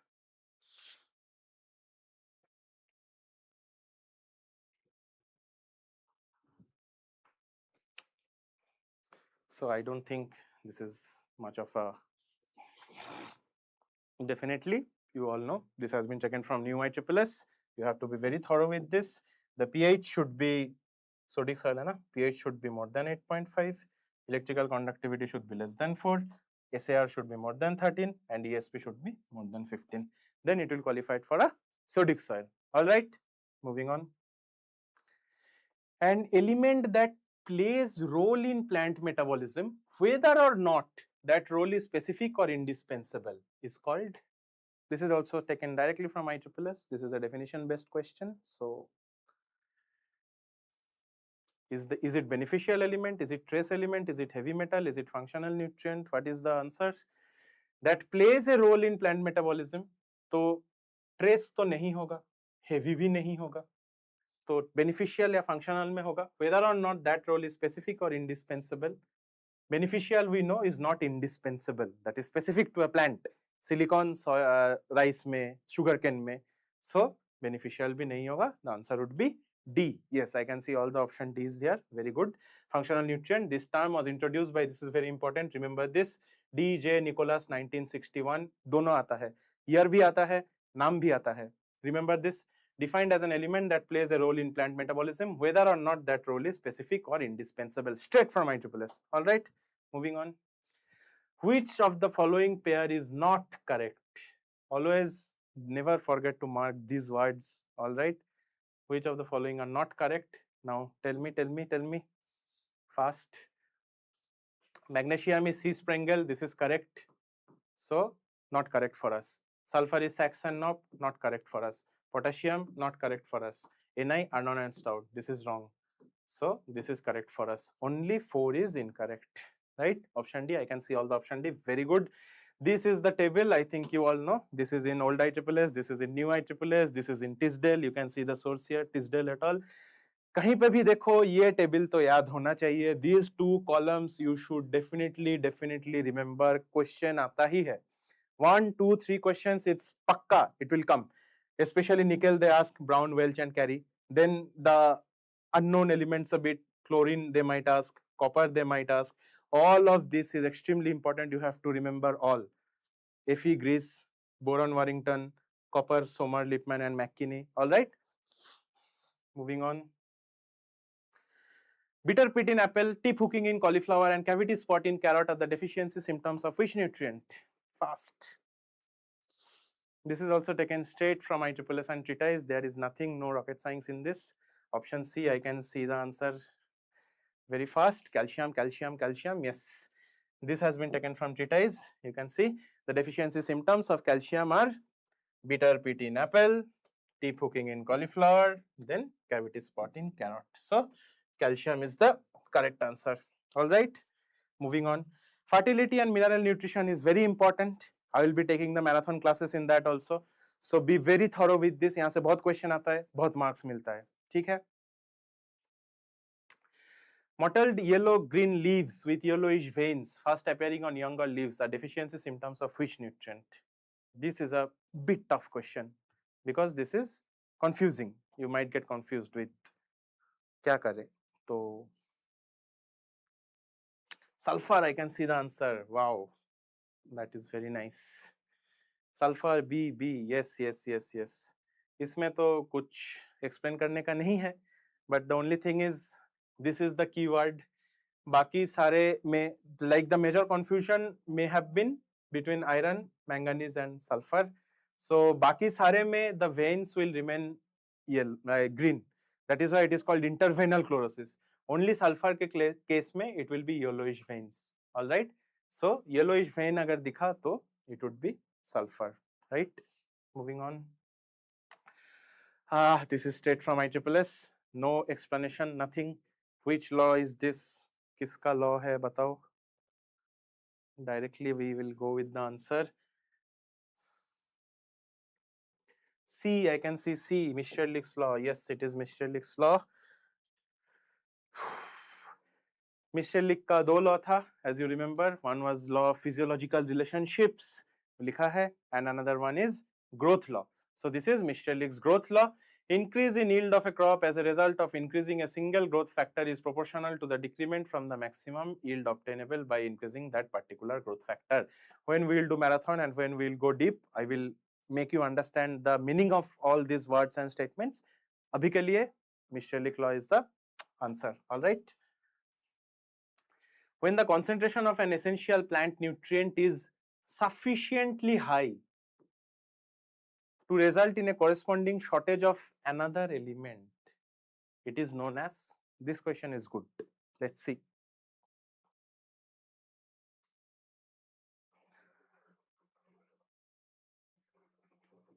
Option A, deficient.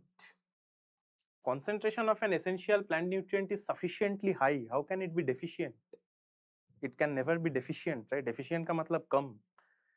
Option B, toxic. Toxic. Toxic तो toxic नहीं है. इसका answer है excessive. अब you can ask why. concentration of an essential plant nutrient is sufficiently high, ठीक है, sufficiently high to result in corresponding shortage of another element. Toxic का मतलब है it will have some yield penalty, it will have some toxic effect on the plant, right? उसमें problem होगा plant को. यहाँ पे it is not saying anything like that. Corresponding shortage of another element. In plant nutrition, nutrient concentration in tissue or soil is generally categorized into distinct zones: deficient, critical, sufficient, luxury consumption, excessive and toxic. Toxic का पिछला stage है excessive. Excessive होने के बाद it will be toxic. So excessive means is the question defines the excessive range which is characterized by nutrient antagonism. Antagonism का मतलब है protagonist मतलब है supporter. मैं और मेरा दोस्त दोनों एक साथ ऊपर जा रहे हैं तो that is protagonism, protagonist. Antagonism मतलब मैं ऊपर जा रहा हूँ उसको धकेल के नीचे फेल दिया, that is antagonism. So one nutrient is resulting in corresponding shortage of another element, that is called nutrient antagonism, and nutrient antagonism is excessive. इसके बाद भी if that concentration increases and it has some negative effect on the plant, it has some negative penalty, yield penalty, then that would be toxic. All right. Orientation of leaves and other parts of the plants towards sunlight. This is a class 8 level question. So there will be no explanations. Just tell me the answer and we will move on.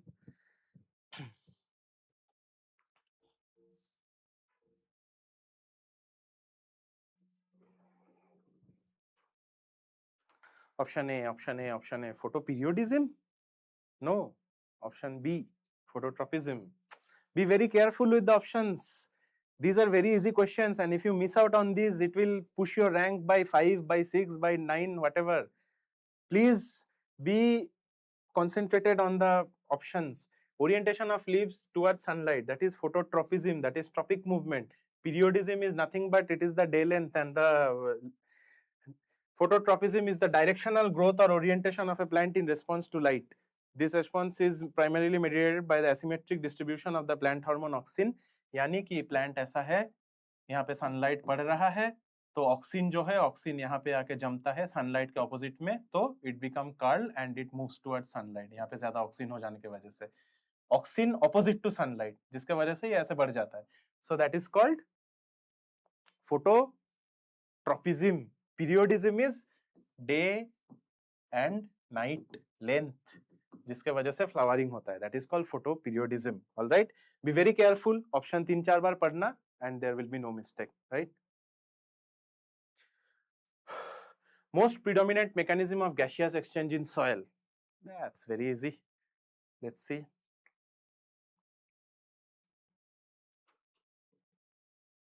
इसमें कोई there will be no time. The answer is diffusion. We all know that diffusion is the predominant process of soil aeration. I think diffusion क्या है ये भी समझाने का कोई जरूरत नहीं है. You have exam in another 2 months. So I think if I have to explain that now, that is a bad news. So diffusion is flux of gas across a plant proportional to the concentration gradient. Gradient के हिसाब से it will go. Actually, it is not correct here. It will not be concentration gradient in case of gas. In case of gas, it will be partial pressure, right? Partial pressure को कोई concentration समझ के आगे जाता है, maybe. So not a problem. Which of the following statements is are not correct? Again, not. Let's see. Oxidation of ammonium to nitrite takes place in aerated condition. This is correct because बिना aeration के बिना oxygen के oxidation तो होगा नहीं. First step nitrite is carried by nitrosomonas and nitrospira. यानी कि NH4 plus से जो NO2 minus होता है, this first step is carried by nitrosomonas. So this is also correct. Soil aeration is not much important factor affecting nitrification. It has been deliberately made incorrect. Yani कि this is not correct. And then optimum temperature for nitrification is 25 to 40 degrees Celsius. This is also from old ICCs. So this is correct. So only C is not correct. Option D. Yes, perfect, perfect, perfect. The answer is only C is not correct. Urea formaldehyde contains -10. This is also a straightforward question. ऐसा question आने का chances भी है और ठीक करके आना भी है, तो be cautious and इसका आंसर होगा 46% नॉर्मल यूरिया है तो 46 से कम होगा, 46 नहीं होगा, फॉर्मल्डिहाइड यूरिया 46 नहीं है, please check it, it is see, it is 38%, है ना. This is also taken from treatise. Urea formaldehyde, it contains 38% total nitrogen, out of which over 30% is sparingly soluble. ये जो formula यहाँ पे दिख रहा है, this I have specifically kept because this is very important. I have seen it multiple times, 7-8 times I have seen it come in PYQs. In SRF it comes very regularly. So remember this formula, किसका क्या मतलब है, and also. So we have come to the last phase, only 2 questions are there. We have taken a lot of time also. So potassium pools in soils are which choose the correct option answer from the options given below. Soil solution ke, exchangeable ke, fixed or non-exchangeable ke in the lattice. I can see only D and D, and I don't think there is much to discuss here. The correct answer is D, 1, 2, 3 and 4 all, because potassium pools in soils are 4 components: soil solution, exchangeable, non-exchangeable and lattice of primary minerals. All right. This is also taken directly from ISSS. Moving on. Wulfenite, powellite, ilmenite are the minerals of which micronutrient? This is from the chapter of micronutrients. उसमें एक table है, जो table का मैं snapshot लेके आया हूँ. That you have to remember very, very, very thoroughly. I can see the answer, molybdenum. Perfect. इसमें समझने का कुछ नहीं है, इसमें you just have to remember. सारा का सारा रिमेम्बर करना थोड़ा मुश्किल है, आई कैन अंडरस्टैंड, बट जो क्रिटिकल एलिमेंट्स है, जिसका पॉपुलर है, एग्जाम में बार बार आता है, you have seen in PYQs and all, this you should no. Molybdenum is very very important, और उसके साथ जो है मोलिब्डेनाइट, इल्सेमेनाइट, उल्फेनाइट एंड पॉवेलाइट, ये बहुत बार आता है. So this has been taken from the micronutrients chapter in ISSS. उसमें जाके तुमको ये पूरा टेबल मिल जाएगा. मिनरल का नाम क्या है, these are not necessary, formula याद रखने का जरूरत नहीं है, लेकिन नाम और एलिमेंट ये याद होना चाहिए, है ना. Coming to the last question of today's session, conversion of organic form into inorganic form is called, we'll end with a very easy one. Let's see.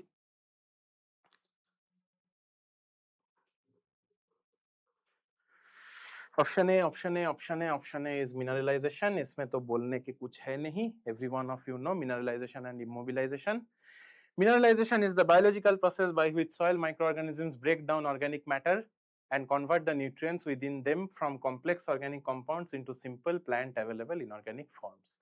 इसका जो उल्टा है, यानी कि inorganic forms due to assimilation, due to humification, it becomes plant non-available organic form, that is called immobilization. This is the, ये दोनों opposite है एक दूसरे से, है ना. And ये दोनों कब क्या होगा, कब मिनरलाइजेशन होगा, कब इमोबिलाइजेशन होगा, that is decided by MIT. इसका फुल फॉर्म है मिनरलाइजेशन, इमोबिलाइजेशन, टर्नओवर. ठीक है. It is hugely dependent on many things, but the most important thing is CN ratio. CN ratio will decide whether mineralization will take place or immobilization will take place. CN ratio अगर narrow है, कम है, that is good for mineralization. अगर बहुत ज्यादा है, that is good for immobilization. There will be assimilation. All right. So I think we are done for today's session. So today was my first class. This is the first time I am taking any online class. So please forgive if there was any mistake or anything, and I would like your feedback in the comments, or you can tell in the groups also whether you enjoyed it or whether there was anything, any problem was there or not, or you can ask any doubts, anything in the comment section. I will be available.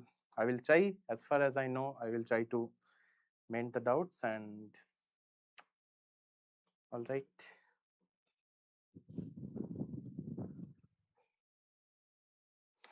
Okay, from next session, little fast, sure. I will definitely try to do that. We'll try to complete 60 questions within 1.5 hours, sure. Anything else?